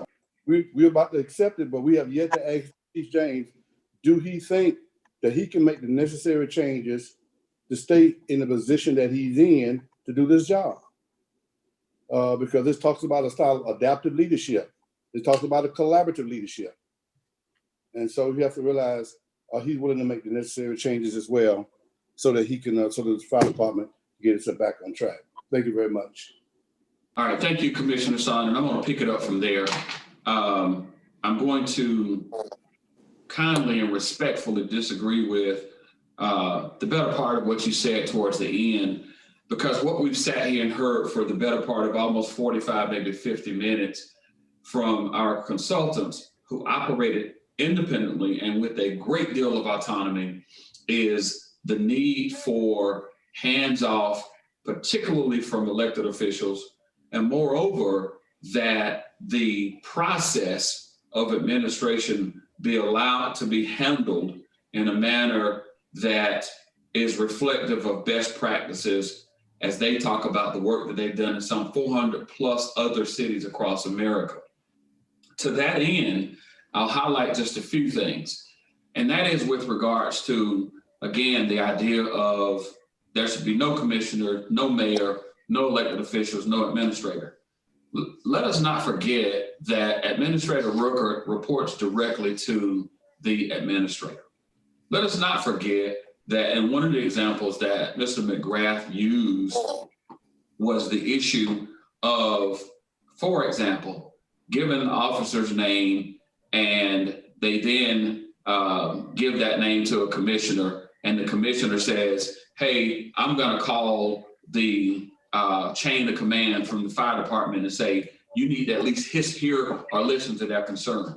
What was missing from that is if a commissioner hears from a firefighter, a lower ranking individual, he or she should not pick up the phone and call the chain of command. He or she should take the phone and call the administrator and say, Mr. Administrator, Madam Administrator, I am aware of an issue that has taken place in fire and I need you to address it because I heard from this particular individual.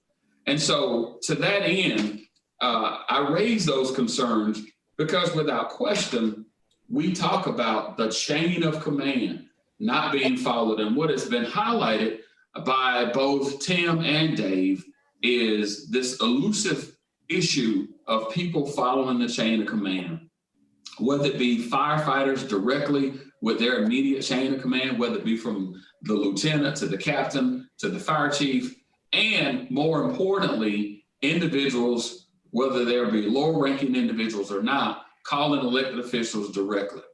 And so if we're going to get after the recommendations that have been posed, of which you agree, we should adopt these as the commissioner from the 4th has indicated. We should adopt them. What we heard today, again, some 2.5 hours ago, in executive session is that Ms. Rooker has been working diligently with fire administration and leadership and staff to implement these recommendations, even in advance of the commission taking any formal action on them. And I applaud her and the team for doing such. And so we have our incoming administrator who will need to be apprised of these matters and certainly be given all opportunity to weigh in and provide a level of leadership in helping Ms. Rooker navigate to the right place as it relates to policies and procedures to address these issues. And at the same time, get an opportunity to engage the fire chief and have an assessment of his own independently and with some level of objectivity. I might also add that we have an item even on the discussion for Friday in our budget conversation, and that is the issue of taking $127,000, $126,700 to be exact, from travel and training. When you talk about people being able to engage in adaptive leadership, you have to make investments in people. You have to make investments in providing people in leadership roles to go and get that level of training. And that's something that we've not done historically in the city of Augusta. And so to that end, I would encourage the commission to adopt these recommendations, have full implementation of them. And as we said in executive session, Ms. Rooker report back to us at a time certain where additional work and progress is being made. And then on a ongoing basis, come back to the commission. Madam Clerk. Mr. Mayor, I need to respond to what you with the. Well, I need to take this vote first, No, okay? No. We done talked for 45 minutes, almost 50 on this. And I'm not debating you. You've agreed that this matter is important to us. So, Madam Clerk, you decide to take I want to go ahead and vote. No, Mr. Mayor. Voting. Mr. Mayor, let me go ahead and debate what you saying here. Well, I don't need you to debate what I'm saying. You've already said you agree with this right here, that the recommendations are things that need to be put in place. And we need to have the chain of command follow across all levels. And we just need to get that done. Mr. Mayor, this is why we got the problem, because once again, anytime you're trying to deal with something around the chief, you all get protected. All I said when I was saying about us, what I was saying is Ms. Rooker needs to be able to make an honest assessment without us tampering with her. Let her make an honest assessment and tell what she hears and not feel retribution or either. Those are my sentiments. That's what I meant when I said what I said. So for you to— Well, that's good. I'm glad you're saying that. Well, no, I'm glad you're saying that, Commissioner Hassan, because Ms. Rooker never has to worry about that. I don't vote. Assume what I say. I ain't calling her. Let's vote, please. Let's vote. Let's go ahead and vote. She never has to worry about that from the mayor's office. I'm respectful of you, and you one of the main ones that get in the handle the chief. And I've been respectful. Somebody go ahead and vote. You're the main one that. How long you gonna keep talking, man? All these problems. That's why you. How long you gonna keep talking? That's why the fire department have these problems, because of you and the chief. Oh yeah, right. Yeah. Yes. Ms. Davis.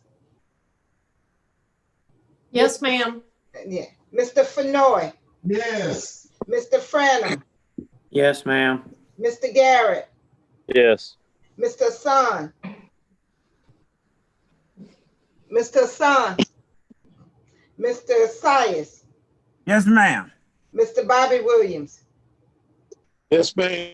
Mr. Dennis Williams. Mr. Dennis Williams. Mr. Marion Williams. Yeah. Dennis, you're muted. Yes, ma'am. Okay. Well, I ain't muted Dennis. now. I just fixed it. Rules of procedure, Ms. Bonner. The question has been called. You got to vote on the question. You can't just take a vote. And the mayor know that, and I know you know it. Now, if they're going to play by the rule, let's go by the rule. What is he talking about?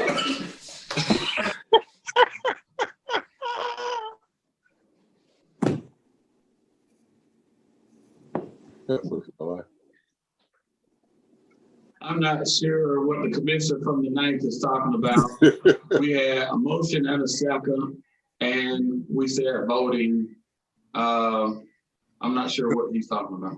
I'm saying Commissioner Hassan addressed the issue, and they say go ahead and vote. You can't go ahead and take a vote the body, we got the same opportunity you have, Mr. Mayor. You can't just take and charge like you want to. You do that all the time. And he's right. Commissioner Mary Williams, you're as off base today as you were yesterday. That's and right. There was a motion and a second. And all we said is voting. The debate has happened. We've let everybody talk.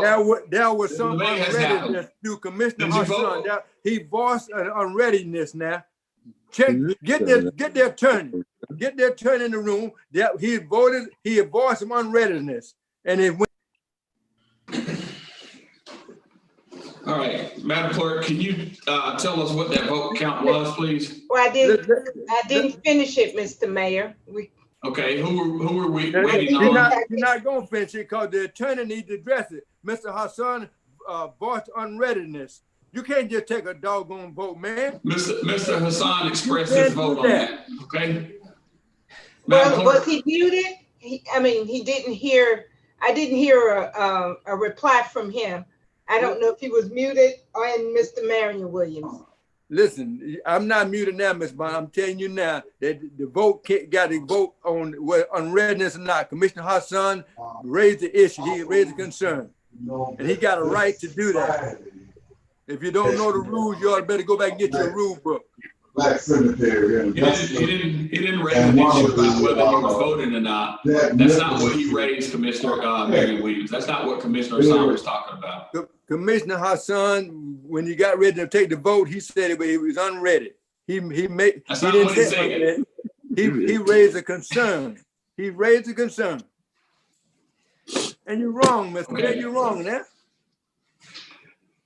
Is Mr. Hassan participating in this vote? Ms. Bonner, just for the sake of it, I'll support, but I have no support in I have no confidence in what we're doing today.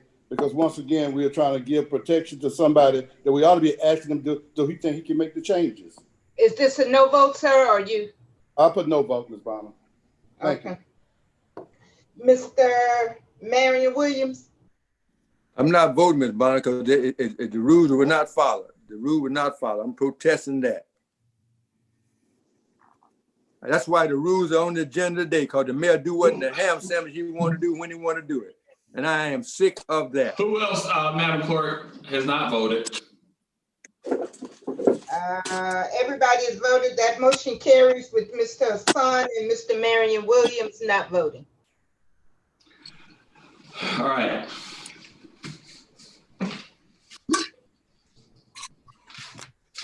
Excuse me. Mr. Mel, let me get a more. Excuse me. Privilege. All right, hold on a minute. All right, Mr. McGrath. Excuse me, Mayor. Would you be, if there are no more questions pertaining to the report, that David and I excuse ourselves from your discussion? Yeah, we're going to let you do that now. We're at that point now where that matter has been debated. You can excuse yourselves now. Thank you very much, and thank you for the opportunity of speaking with you. No, thank you all.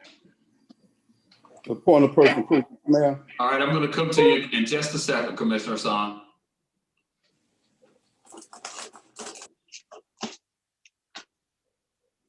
Excuse me, Mayor, does that apply to me as well? Yes, Ms. Rooker, thank you. Thank you.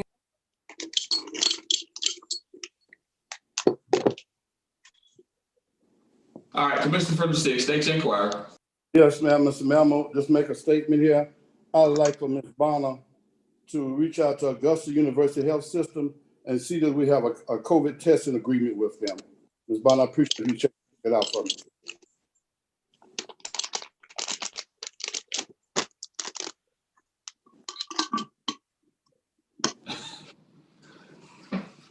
Thank you. All right, Madam Clerk, we're going to go back to the agenda. Okay. Our consent agenda consists of items 1 and 2. Items 1 and 2. All right.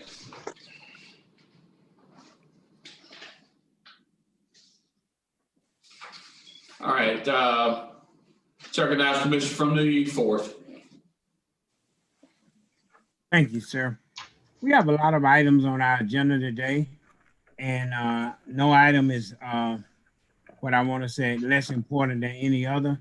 So with that in mind, I want to make a request to consent some of these items. It's not a demand, it's a request. And I'd like to start with requesting that we consent item 9, item 11, item 13 through item 24. Item 13 through item 24. Are y'all tracking that for me? Okay. Thank you, sir. Give me a minute, Mr. Mayor. It's 13 to 24. I need a minute too. I'll come back to you in just a second. All right. I'm not going to agree to all that. Yep. I'll come back to you. Commissioner from the 2nd. Yes, Mr. Commissioner, Mr. Mayor, I'd like to consent item number 27,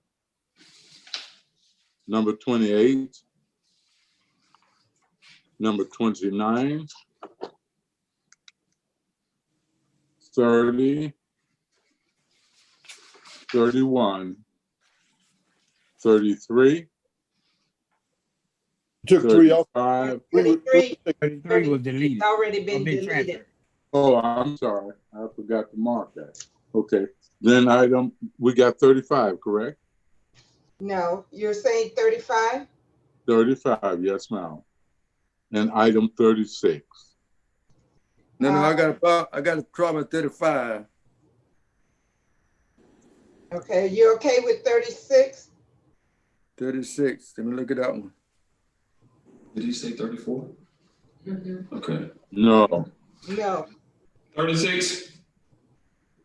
Well, Commissioner Williams is contemplating that one. He said he's looking it over. I don't have a problem with 30. I don't have a problem with 36. Okay. Commissioner Williams, Dennis Williams, Yeah. would you consider adding to your consent items public safety on our addendum agenda? Is for the acceptance of 2 grant awards in the amount of $330,000 for juvenile court. Yes. All the local match have been confirmed, verified by finance. So. Yes, ma'am. Okay. That's routine stuff. Yeah. Okay. Yeah.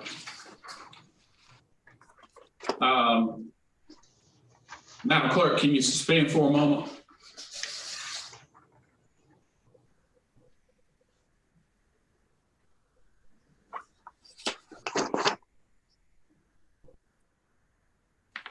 Commissioner from the 6th. Mr. Malik. Hold on. I have a question coming to you from me. Okay, go ahead. Item number 34, does that have anything to do with what you asked the clerk? No, sir. Okay, all right, very well. All right, proceed. Go ahead, sir. Thank you, sir. Item number 6, I need to add it to the consent agenda.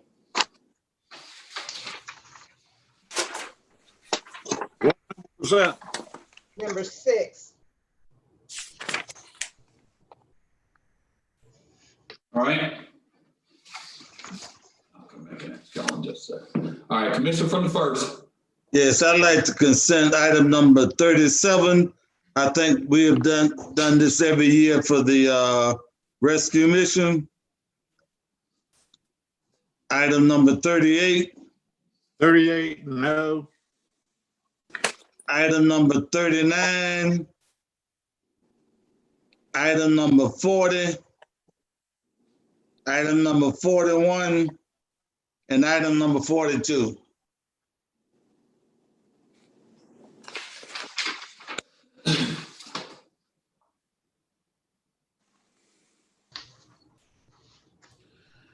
Madam Clerk, item number 44 and number 45.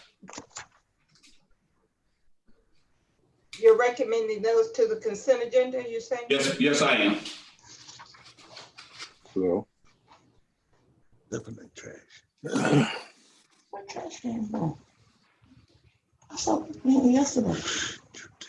Good job.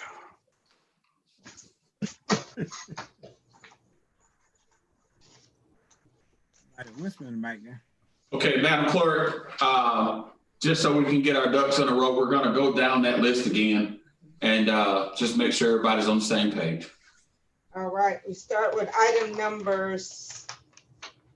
Number 6, yes, ma'am. Item number 9.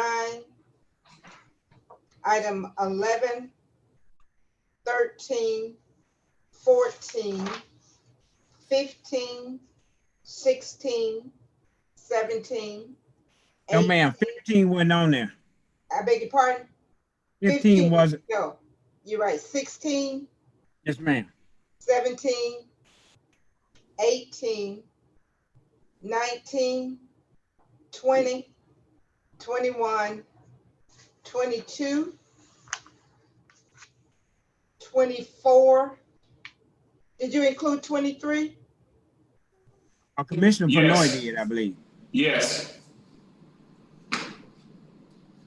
Okay, with the deletion of item 25 on the 27, 28, 29, 30, 31, 37, 39, 40, 41, 43, 42, 44, and 45, and item number 2 on the addendum agenda. Madam Clerk, excuse me, sir, Mayor. I All right, believe hold on just a 36 second, would include- Commissioner. Hold on one second. All right, Madam Clerk, are you completed? Yeah, All right. you were saying 36. Commissioner Marion Williams said, oh, he was okay with that. He was okay with it, right? He was okay with it. 36. Yes. All right, Commissioner from the 4th, State Inquirer. That was it. Thank you. Yeah. All right, Commissioner from the 5th.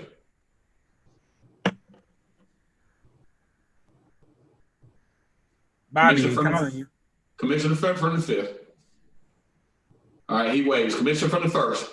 Motion to approve. Second.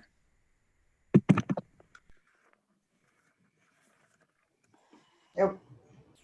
Is that Mr. Fenoy and Mr. Syed, sir? Mr. Fenoy and the Commissioner from the 10th.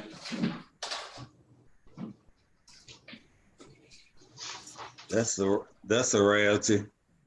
I decided not to fight over that one. I thought I heard you. I did, but Yeah, I that's thought I okay. heard you. Yeah, I humbly yield. okay. We're all on the same team. One Augusta. One Augusta. Gotta get the jab in. Yeah. Mr. Clark, Yes. Ms. Davis, Yes, ma'am. Mr. Fenoy, Yes. Mr. Franum, Yes, ma'am. Mr. Garrett, Mr. Garrett, Mr. Hassan, Yes, ma'am. Mr. Sias, Yes, ma'am. Mr. Bobby Williams, Yes, ma'am. Mr. Dennis Williams, Yes, ma'am. Mr. Marion Williams. Yes. That motion carries with Mr. Garrett out.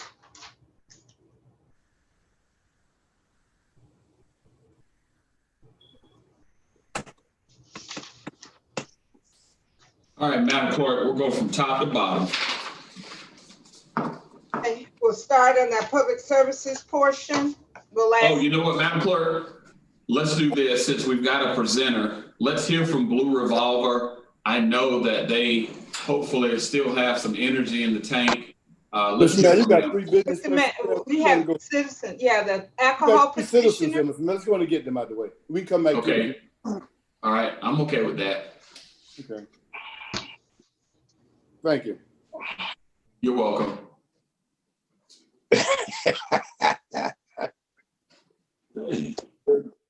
The chief and all that I think sometime. Ms. Carla Delaney is in the chamber.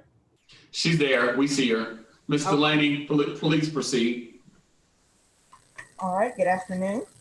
Today we bring before you alcohol petition for by Day Young Lee for retail package liquor, beer, and wine license to be used in connection with the JC Package Store located at 2501 Peach Orchard Road, District 2, Super District Number 9. Planning and Development has reviewed the application along with the Sheriff's Office, and we recommend approval. Now I'll have the applicants come forward. Please provide your name and your home address. Application AN 20-41. Okay. Dae-Young And then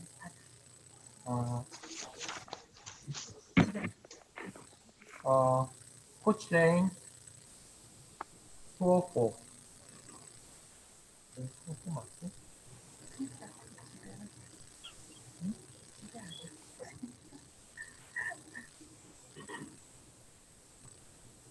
Martinez, Georgia.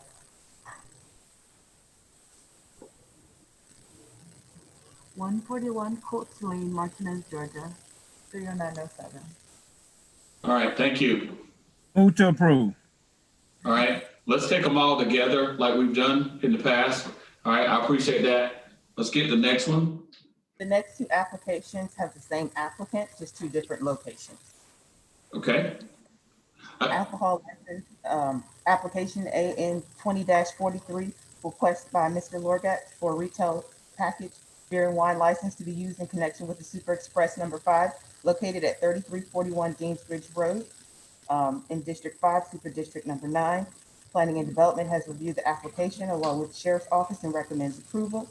This applicant is also responsible for item number 5, a motion to approve new ownership application AN 20-42, request by Logart for retail packaged beer and wine license to be used in connection with Super Express number 7, located at 1901 Gordon Highway, District 5, Super District 9. Planning and Development has reviewed the application along with the Sheriff's Office, and we recommend approval, and the applicant is here. Please come forward and state your full name and your home address. Yusuf Ali Lorgat. My home address 311 Silver Creek Run, Lawrenceville, Georgia 30044. All right, thank you. All right, all right, we have a question. Commissioner from the 9th. Yeah, I'd like to know what's the distance these two locations, Mr. Mayor? They all seem to be in Super District 9 area, but what, and I'm not opposed to it, just want to know what's the distance in the two locations, Deansbridge Road and Gordon Highway. For the Deansbridge Road location, if you think about Barton Chapel's intersection and IGA, and then you go up about 1/10 of a mile, it's on the left, it's a gas station. And then in regards to the Gordon Highway, if you're on Gordon Highway and you're going on Highland Avenue towards Daniel Field Airport, it's at that intersection and it's on the left. Okay. I know where they are. Just got a problem with so many. That's all. All right, thank you. Mr. Mayor, would you ask Ms. Delaney if there are any objectors to these? Ms. Delaney, are there any objectors? Or were there any? We have no objectors present, and we have not received any calls or emails in regards to either of the petitions. We have a motion by Mr. Sias, no second, sir. Second. Thank you. Voting. Mr. Clark, Yes. Ms. Davis, Mr. Fenoy, Yes. Mr. Franum, Yes, ma'am. Mr. Garrett, Mr. Hassan, out, Mr. Sias, Yes, ma'am. Mr. Bobby Williams, Ma'am. Mr. Dennis Williams, Yes, ma'am. Mr. Marion Williams. Yes. That motion carries with Ms. Davis, Mr. Garrett, and Mr. Hassan out.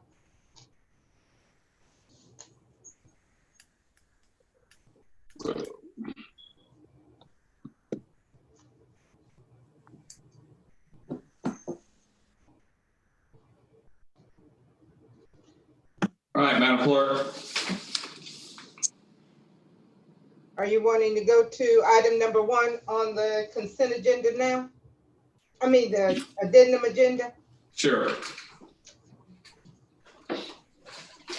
I think Jeff had them in the waiting room, sir. Jeff, if you'll bring in the Blue Revolver team. I don't see them anymore. They were in here earlier. I did get an email from Brooke saying that she would return when the item came up. Okay. All right. I don't see her now, though. I don't see the other gentleman, Michael, that was also in here. Well, you want to go to 7 and 8 while he get them on? Yeah. If we can go to 7 and 8, Madam Clerk, but and let's take 7 and 8 together, Commissioner from the 9th, if you don't mind, since they're same subject matter. And Madam Clerk, if we can get a contact so that we can reach out to the Blue Revolver folks. Jeff has their email address. Okay. Mr. Lewis has those email addresses. Items 7 and 8 are companion items. 7 is a report update from the Director of Recreation regarding missing funds from McDuffie Woods Community Center. Item 8 is a report from the Department Director regarding implementation of electronic tracking software for keeping track of recreation parks and facility rentals, logging deposits and payments. All right, we're going to get, I know we've got Administrator Sims. I think we're trying to get Mr. McDowell. We'll bring him on in as well so that he can speak to this. Commissioner from the 9th, as Mr. McDowell comes in, the floor is yours, sir. It's on you. Commissioner from the 9th. Thank you, Mr. Mayor. I had put on the agenda. It's probably the second time, but there had been some issues with McDuffie Woods Community Center with funds missing over a period of time. Not only fund missing, there have been some other inappropriate activities handled over there. And I wanted somebody to bring me a report back as to what we have done to resolve that. And I was hoping Mr. McDowell will have some information to share with the commission as to what we need to do and what's been done. Now, I hate to put it all out here today. Hopefully he got some of this information already and we don't have to expose all of this, but there's been some serious issues going on with McDuffie Woods.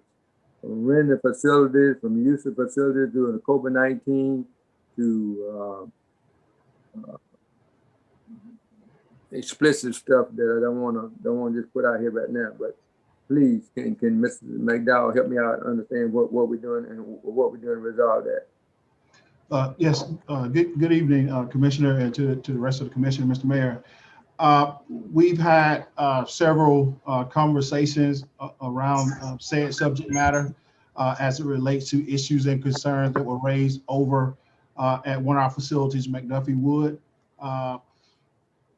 Most of these are centered around personnel matters, so we're limited as to what we can say. I will say we've investigated some of those claims. We looked into implementing some other measures that can help mitigate some of the concerns that you raised and that others have raised as it related to some thefts that predates my tenure, but we're looking into them.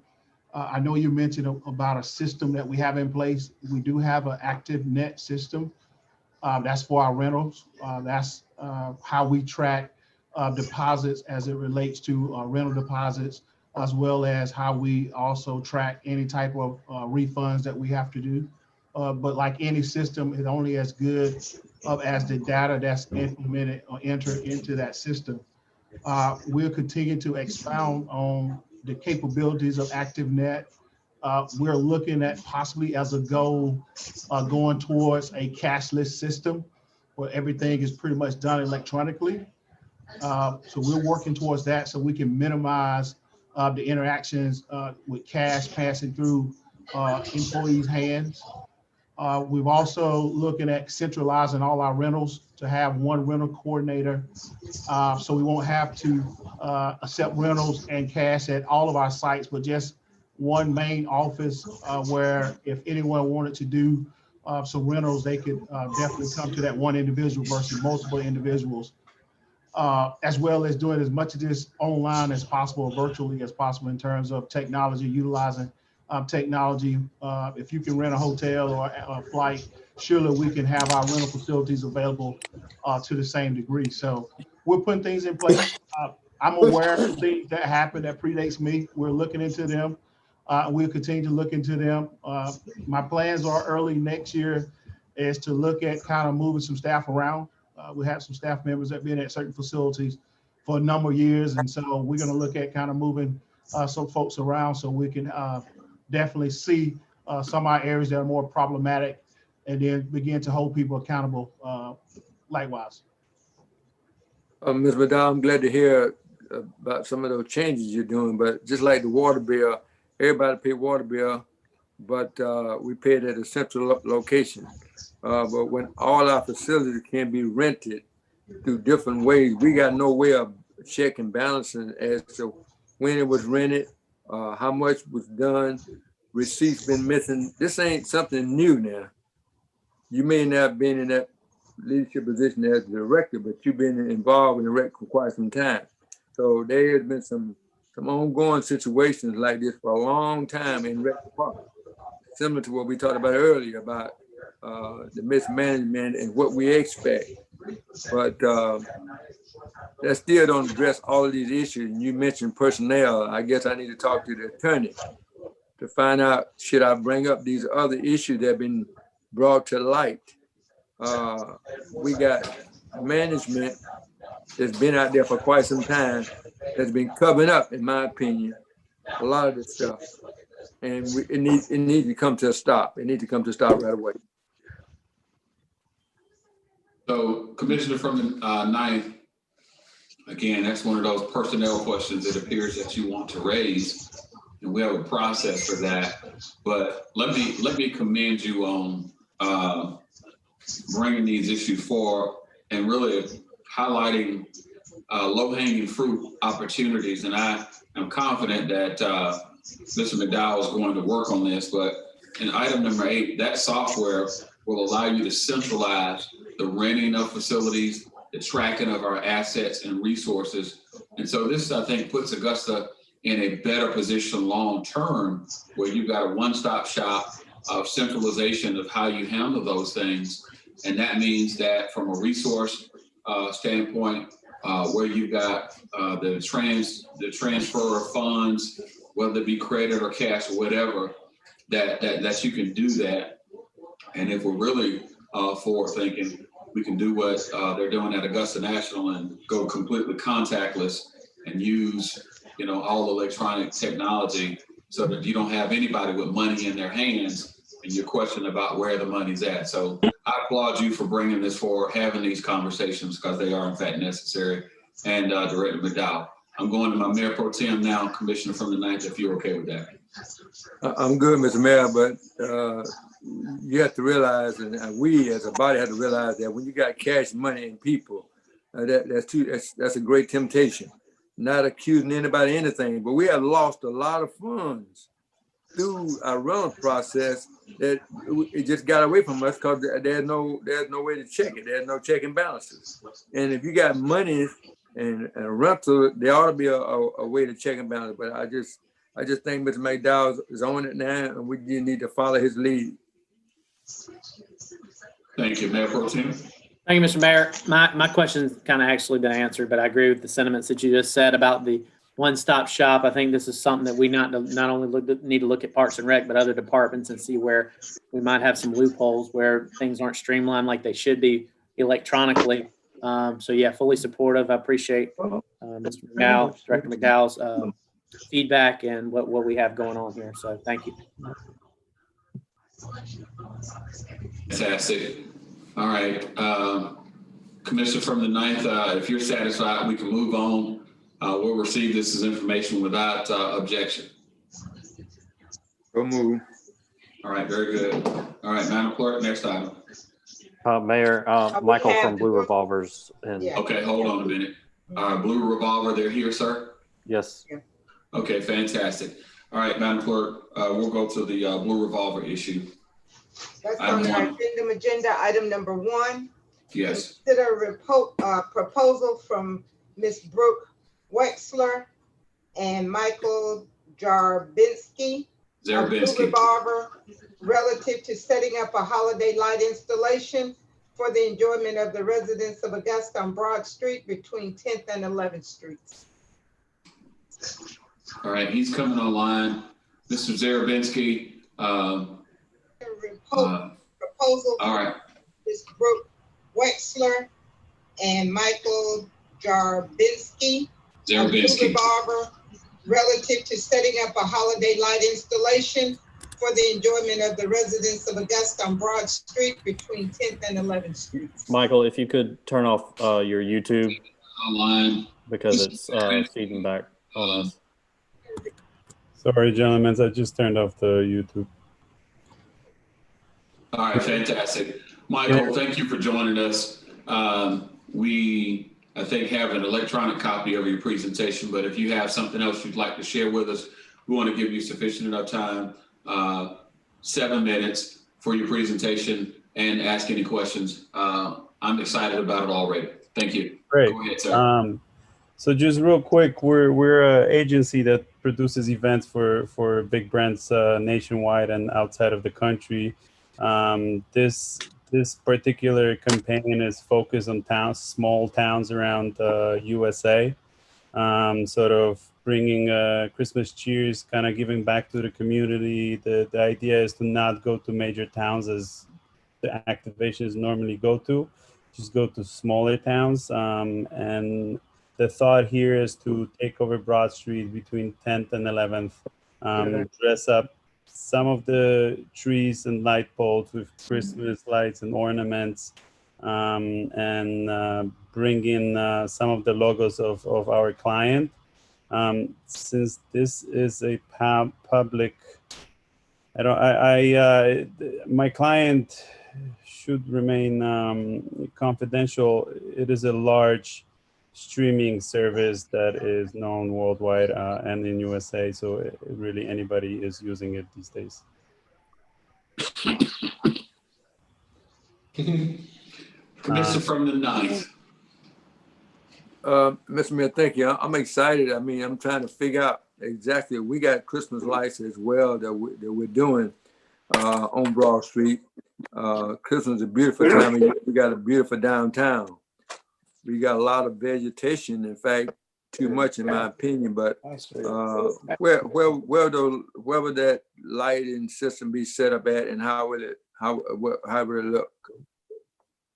So we're looking between 10th and 11th Street, both sides of the road and the median. Like we've mentioned in the presentation, we will work with you guys directly just because we don't know what your existing plan is. So we wouldn't try to take over, we would just sort of try to add additional lights. And then there's literally trees on both, I think it's north and west, north and south side of the street. There are light poles right in the middle of the median that we would want to dress up with garlands, Christmas lights. And then our clients' logos would be made in the style of Christmas decorations. So think of like a Santa Claus or a candy cane just made out of wire frame that is lit up with Christmas lights. And we would want to hang that on the poles. Mr. Mayor, I think that sounds really good. I mean, I'm in support. I just like to, I guess, make a motion to approve this and ask when will that get started and how would that coincide with what we're already doing? So I'll second that. And I know we can't. I'll second. Let me have a third and a fourth. I'll second, Ms. Bottom. Okay, thank you. Yeah, I think the key piece now moving forward is making sure that we establish that right-of-way easement that Director Malik talked about. He's prepared to go ahead and move forward with that, and they can begin this good work as we track towards Christmas. I think now is an excellent time for us to do everything we can to create a sense of hope and for the future outside of COVID and everything else that's going on. And this certainly is a way to do that during that very important season of Thanksgiving and Christmas. So I appreciate you making that motion, Commissioner. Yeah, Mr. Mayor, but I'm just excited because at Christmas time, lighting is very important to a lot of people, not just kids, but to a lot of people. If we enhance this right, this may draw in additional visitors to downtown, even though we're just doing one block with our other lighting, and that one depends on the magnitude that we do it with. It may be another drawing card that we need for the city of Augusta, even in this COVID-19 type situation. Absolutely. Fantastic. So, Commissioner from the, Madam Clerk, let me get the commissioner from the first and I'll come back to you. Yeah, and I just want to know whether they have considered Broad Street between 8th and 9th to sort of complement the Commons area. Michael? To us, because I am not, obviously I've never been to Augusta. So the 10th and 11th is just a thought. If you guys think there's a better street that we can go into, we definitely are open to suggestions. We just want to basically to explain, we just want to work with you to tell us what would work best. We take a look at it if it works with our vision as well, and then sort of figure out details, because there is going to be a lot of technical little stuff that we have to figure out. And I assume there is somebody in the city of Augusta that can help me just work through all the kinks so that I work alongside you and figure out how to do it safely, So, Mr. Mayor, I don't have a problem with 10th and 11th Street, and I will vote for that. But I also think that we maybe need to be a little flexible. And when they come here and they look at the location between 8th and James Brown Boulevard, if they want to move in that direction as opposed to, because we're only talking about a block difference, and look at what will be going on at the Commons area. If they want to reconsider and do that, then that might be a great idea. Why don't we do this in light of what you're sharing, what the commissioner from the 9th is sharing? Why don't we move to approve and allow Michael and his team to work with our Recs and Parks team as they already are, having early conversations and identify the best locations to implement Christmas lighting in the city of Augusta that is inviting and welcoming for folks from near and far. Why don't we do that? I can go for that.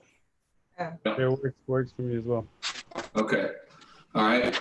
Mr. Mayor, the addendum to that would be Dr. Malik and Mr. John Ushery. They're the initial ones that have been working with the group. And if this motion will include the necessary encroachment permits and the whole harmless agreement that Dr. Malik stated that would need to be done.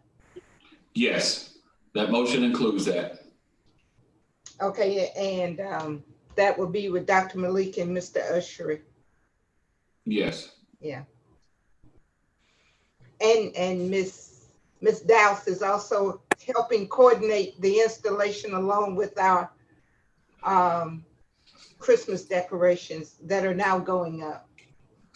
All right, so the motion to the commissioner from the 9th is motion to approve the proposal from Blue Revolver working with the City of Augusta staff to include all parties and with the adoption of the whole harmless agreement and the right-of-way easement. Mm-hmm. All right? Okay, that's Mr. Marion Williams, Mr. Bill Fenoy. Yes. Yes. Okay. Voting. Mr. Clark. Yes. Ms. Davis. Mr. Fenoy. Yes. Mr. Franum, Yes, ma'am. Mr. Garrett, Mr. Sun, Yes, ma'am. Mr. Sias, Yes, ma'am. Mr. Bobby Williams, Yes, ma'am. Mr. Dennis Williams, Yes. Mr. Marion Williams. Yes. That motion carries with Ms. Davis and Mr. Garrett out.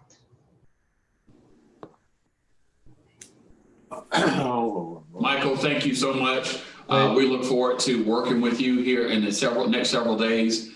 You will hear from a member of the Augusta team here in the next day with specifics about how to proceed. Great. Thank you all. You have a good day. All right. Thank you. Cheers. Madam Clerk, Yes, sir. item number 12. We're skipping. No, number 10. I'm sorry, number 10. Okay. Item number 10, discuss the Augusta Richmond County Coliseum Authority's new arena project. Commissioner from the 9th. Thank you, Mr. Mayor. I had this put on the agenda we had a vote to proceed.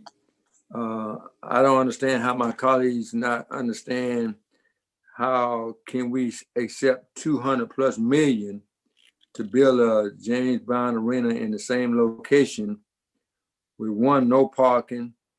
I say no parking, with no parking, parking deck, and gonna be shared riding with the facility. Now, I'm in support of James Brown, and I think you know that as well as anybody. I just think that we are going to make a grave mistake to build a capacity seat of 10,000 seat capacity when we got an 8,000 seat capacity and we said we can't fill that up. Well, if you can't fill up the 8,000, how are we gonna fill up the 10? And if you tear that building down and build another building back for 200+ million, then we'll be 2 years without a facility at all. The next thing is that there is no after events to go to. Why would someone drive to Augusta, go to an event, then turn around and drive back home? Congested it's going to be because it's downtown, right in the middle of everything. I just think we're making a grave mistake trying to build a facility back in the same spot. Now, I was told at the meeting that we're going to build a deck behind the Bell Auditorium, and that people could come out on the deck that goes into the new arena. My question is, what are we going to look at on the new deck? There's a senior high-rise building across the street in front of the Bell Auditorium, and then there's the church on the left side in front of the Bell Auditorium. So there's no view. I'm wondering, have the commission really thought about this facility and what we plan to do? Now, I know they plan to build it back in the same location. I had issue with that, but that's where the body want to build it. We should be at least building across the street and not in the same location. We have no place to graduate our seniors.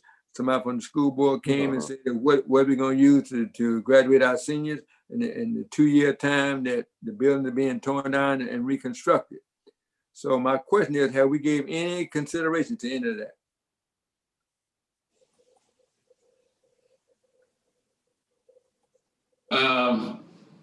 Commissioner, restate your question. Okay, I don't mind doing that. Yeah. My question was, we finna take 200+ million and build a facility in the same spot where the previous arena sits. And for 2 years, we won't have anything. We will not have a parking deck. We talk about shared rides. Are we gonna shuttle people? Who would come to a James Brown arena or any arena and have to get dressed up and then be shuttled from one spot to another one to get to the automobile? If someone lose their keys or lose their purse or lose anything significant and the bus got to wait on that particular person to shuttle them back and forth. My question is, have we thought this out thoroughly enough to understand that building that back in that spot, that's something already been approved? why we're not building across the street, why we're allowing them to spend $200+ million to build a facility, which is an 8,000 seat capacity, but we're going to build a 10,000. And the argument is that we can't fulfill the 8. How are we going to fulfill the 10? Well, I'm certainly not the right person to speak to this. This probably would have been an appropriate time to bring a member of the Coliseum Authority. I'm not sure if you requested anyone from the authority to come and present before this body, but we find ourselves at a unique time in our city's history of where there's a desire to build a modern multi-purpose facility, of which I support. I think that, you know, to the degree that this is our location, we are supporting it, we're behind it, and we need to look for every opportunity that we can to make this a signature facility for not just Augusta, but the entire region that people will travel to as it relates to, you know, where people can graduate students from high school. On the other side of COVID, you know, we've got a facility that's just right here on the back of the river called the Augusta Marriott and Convention Center. And that space that we tend to have big events, whether it's the AFCEA event that happens every year, where we got some 4,500 people from across the globe who come because of the military. Whether it's, you know, other signature events. I believe Augusta University has held their graduation there before, or had events of similar magnitude. I know the investiture of President Kiel was there as well. So I think we've got a number of facilities that we can use to stand up and host the graduation. We've just got to be creative. I mean, our counterparts over in Columbia County, they just had graduation at the Lady A Center out on the lawn out there. So I think we have fabulous facilities. I mean, if push came to shove, I'm confident that we could walk people across the graduation stage at the Georgia Cyber Innovation and Training Center on Nathan J. Deal campus in downtown Augusta at the Riverwalk, which will be phenomenal as well. And then they could go up on the Riverwalk, take pictures overlooking, you know, our beautiful water space. So I've got some creative ideas. I don't have a single answer. I think this was a good opportunity to bring Coliseum Authority folks to the conversation. And I encourage you to do that maybe in the next meeting or something like that. Mr. Mayor, you may have solved the graduation problem, but let me ask you a simple question. Yes, sir. And I'm in support of growth. I'm in support of economic dollars, but I'm reasonable to understand I've never driven any location to go to an event and then leave that event and get back in my car and drive straight back home. If I travel to Atlanta, Savannah, or any other place to go to an event, I'm looking for something else to do as well. If it's nothing but get a bite to eat. Now, I said this, and I put a lot of props in the Waffle House. The Waffle House is the only place you can eat in Augusta after 9 o'clock. So when you talk about economic dollars, we got to look at the whole economic picture and not just spending the taxpayer dollars saying 200+ million. I think the James Brown Arena is a great venture, another economic boost, but no one's going to drive to Augusta and see the show if James Brown came back to life. And everybody want to see that. But once he gets through singing, you got to get in your automobile and drive straight back home, because there's no place to go in the city of Augusta that you can partake of because everything is shut down. I have been physically at the Outback restaurant during the prime time the Augusta Nights were going on, and people was even being turned around at 9:45. So it doesn't make sense now if you're talking about economic dollars and development. We need to understand the whole picture, not just part of the picture. So I want to put this on the agenda because I tried to say this last time when I was cut off, and that's why I had to try to put it back on the agenda. I tried to bring the same argument then. That's not going to stop it, but I think the general public needs to know what we're doing. And then when it gets there and we can't do anything with it, we don't spend $200+ million. Savannah's building something similar, I was told. But there's things to do in Savannah. There's nothing to do in Augusta unless we get economic friendly and then change some things. All right. All right, so I look forward to having more conversations with you about it. And again, I think if we can bring the Coliseum Authority folks to the table, it might be helpful as we go forward. All right, Madam Clerk will receive that without objection as information in next item.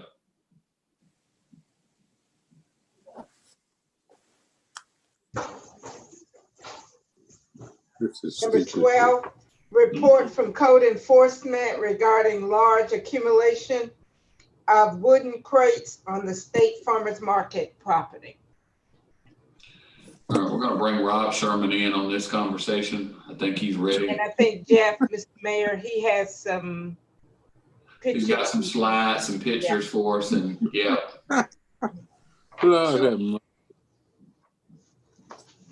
Okay.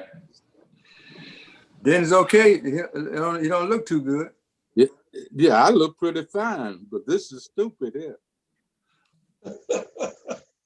You don't look too good. I thought you might have been having some problems or something. All right, Commissioner from the. All right, we got Rob coming in. I thought that was Rob. Well, let me go ahead while he's coming, Mr. Mayor. Yeah, go ahead, sir. On Laney Walker, one of our main thoroughfares, they're going in and out from Augusta to South Carolina. The old farmers market area there, next to the old tag office, there's, I don't know how many hundreds of crates that's stacked up there that really make our neighborhood look bad. Now, it's in an area where the state owns this facility, but we asking Joe Q. Citizen to clean up and make sure he keeps his property right.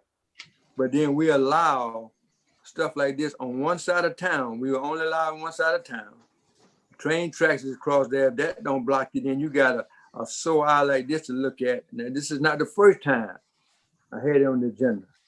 But if you accumulate those crates or that wood pallets and stacked up that high, I mean, they ought to be secured. They ought to be put behind a fence so the general public can't see them or be moved. They ought to be moved.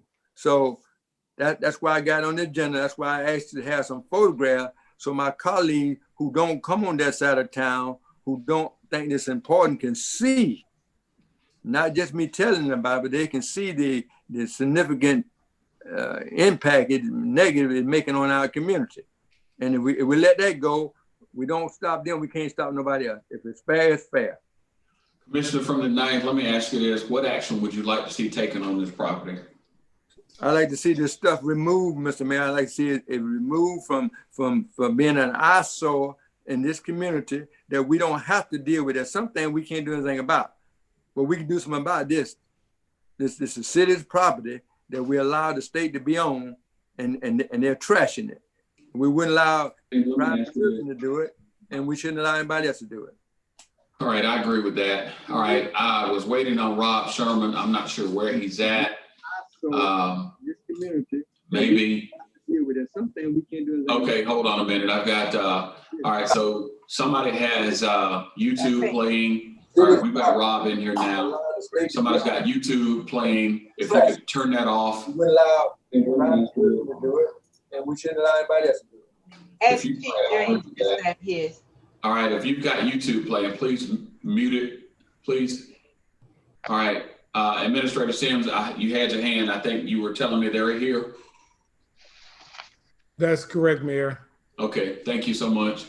All right, we've got him there now. Okay. All right, Jeff, if you could put up the slides. I think we've got some pictures that the commissioner from the 9th wants us to take a look at. All right, I'm going to ask everybody if we can, let's move expeditiously. Time now is 5:36. I want to run the clock and address these issues as expeditiously as possible going forward, okay? All right. Thank you, Mayor. All right. Okay. Mayor, would you like for me to talk while you're seeing the slides? That'd be fine. Okay, so we had a call about this property. This is the farmer's market. It's about in the area where the you could get car tags years ago. It's a pallet company. It's they do have a business license. It's zoned properly for this use. They renovate, rehab used pallets, and they build new pallets. The code enforcement went over there. As far as our codes that we enforce, they were not in violation. The fire department found that they were in violation of 9 of their codes. They wrote a letter indicating what codes they're in violation of, and they gave them 30 days to bring it into compliance. It has to do with the height of the stacks, the proximity of the stacks to one another, et cetera. So we expect for the issues to be addressed and taken care of within 30 days. Got a question, Mr. Mayor? Go ahead, Commissioner. Rob, who took these photographs? These photographs were taken by Becky Greer in our office.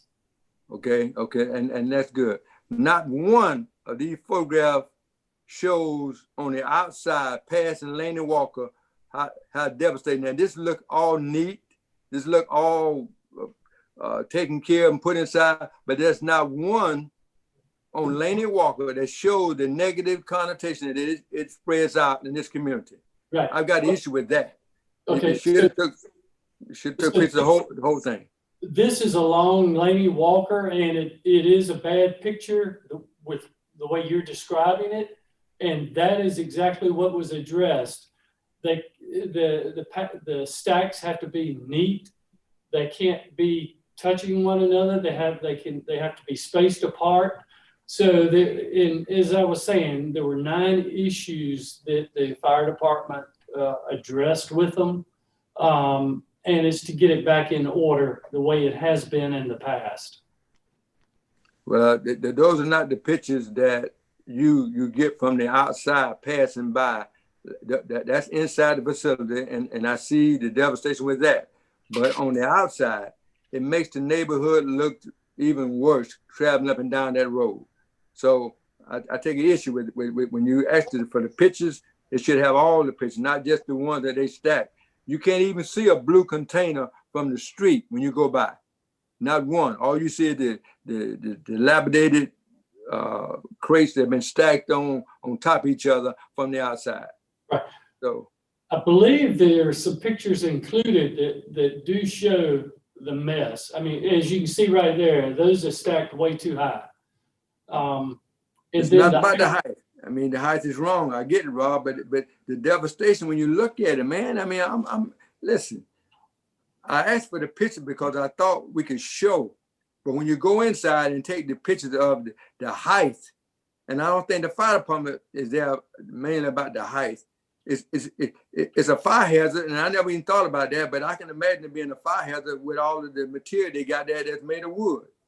But it just is not right for them to be able to get by with the negative connotation that it sends out when you pass that street and look over there and they about to fall in, about to fall down, they're not stacked in no kind of way. Now I'm going back by that this afternoon and take my own pictures. All right, so what I heard is that there were no code violations pursuant to the planning department, but there were violations as raised by the fire department. Chief James, would you speak to that and give us an update on where we are with regards to that? Yes, sir. The inspection that we took place, as Commissioner Marion Williams just stated, there is not an issue with the height. The pallets can actually be stacked as long as they're less than 20 feet tall, they can, but they do have to be 15 feet apart. and his columns were not 15 feet apart. So that was a violation as far as the pallets go. So that we had 2 violations on the pallets, and the other violations were stuff in the building considered the fire extinguisher, the emergency lights, removing some extension cords. Those were the things that were inside the building itself. But as far as the pallets go, they have to be less than 20 feet tall, and they have to be 15 feet apart, each column. And that's what we wrote them up, and we gave them 30 days to make those corrections. All right, Commissioner Knight. I'm going by, Mr. Mayor, this afternoon and take some pictures from the outside. Hopefully they didn't straighten up the outside of it. But I had this back on the agenda again if it's not in compliance with the outside. It makes the city look bad when you and I didn't just pick them out. Coming along there, we need to hold everybody to the same rules. You keep talking about one Augusta. There's several Augustas around here, depending on what side of town you own, and when it's going to be Augusta and when it's not. If it's going to be Augusta, it need to be Augusta all the way. I agree with you 100%, which is why I keep saying we got a lot of work to do, and it's going to take us all pulling in the same direction to make it happen. All right. Mr. Mayor. Okay, Commissioner from the 6th. Yes, Mr. Mayor, I don't know who this fall up under, but just for consideration, Commissioner Williams' point. Is it possible to suggest it and that may look inappropriate, but to put some kind of screen on that green screen or something on that down there so it won't look so bad from the public? That may be inappropriate. I'm just it could make it look worse. I'm just asking the question. That sounds good to me. Commissioner, we can do that. We can meet with them and ask them to put up the screening, say the green screening that you see on some chain link fences. Yes, to sir. somewhat hide it from view. Yeah, at least on the Laney Walker side. I don't have to be all, but on that Laney Walker side at least, at a minimum, or star. We can do that. Yeah, and if we're going to do it, I'd say do it around the whole property. Let's not piecemeal it. I think the commissioner from the 9th is raising a global concern. So if we're going to address it, let's address it in a holistic manner. Thank you for that, Commissioner. All right, that's how we'll proceed. We're going to lose a quorum here in just a minute. We'll receive that as information without objection, and I will gladly entertain a motion to approve the remaining items that are on the agenda.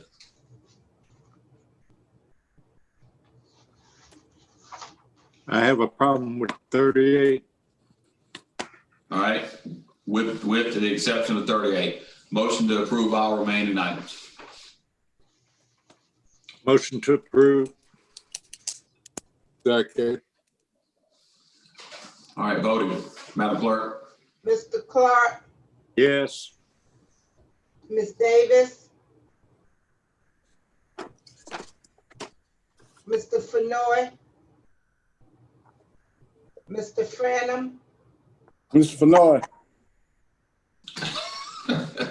Yes, ma'am. Commissioner Fenoy. Yes. Yes. And yes. Mr. Hassan, Yes, ma'am. Mr. Sias, Mr. Sides. Yeah, let me unmute. Yes, ma'am. okay, Mr. Bobby Williams, He had to go feed his cat. Probably feeding this cat. Mr. Dennis Williams, Yes, ma'am. Mr. Marion Williams. I think you lost your quorum. No, he's there. He's there. Commissioner Marion Williams is there. Oh, hey, Ms. Bonner. Okay, how you voting? Item 15 back on the agenda now. I'm not going to prove that. Well, we just received that as information. Well, item 15? Hold on a minute. Now he wants it back on the agenda, he says. Oh, okay. Yeah, that's fine. You can put it back on there. Absolutely. I'm glad you let me do that.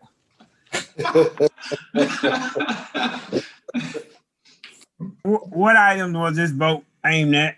Can you name them right quick? Everything except 38 and 15. Well, That ain't the way I want to hear it now. Madam Clerk. all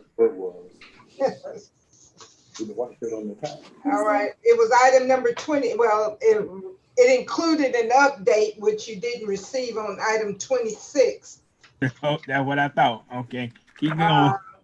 Item number 34 and 35. 38, it didn't include 30, no, didn't include 38. Right. Right.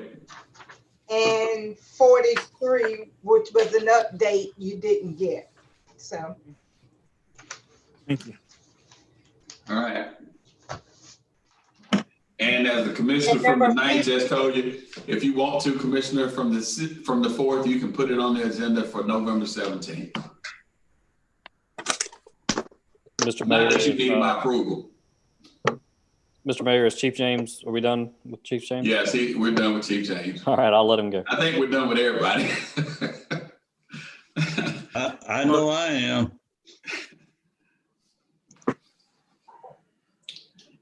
All right. Yeah, I think we're done. All right, Madam Clerk, we have lost our quorum. And this meeting is adjourned.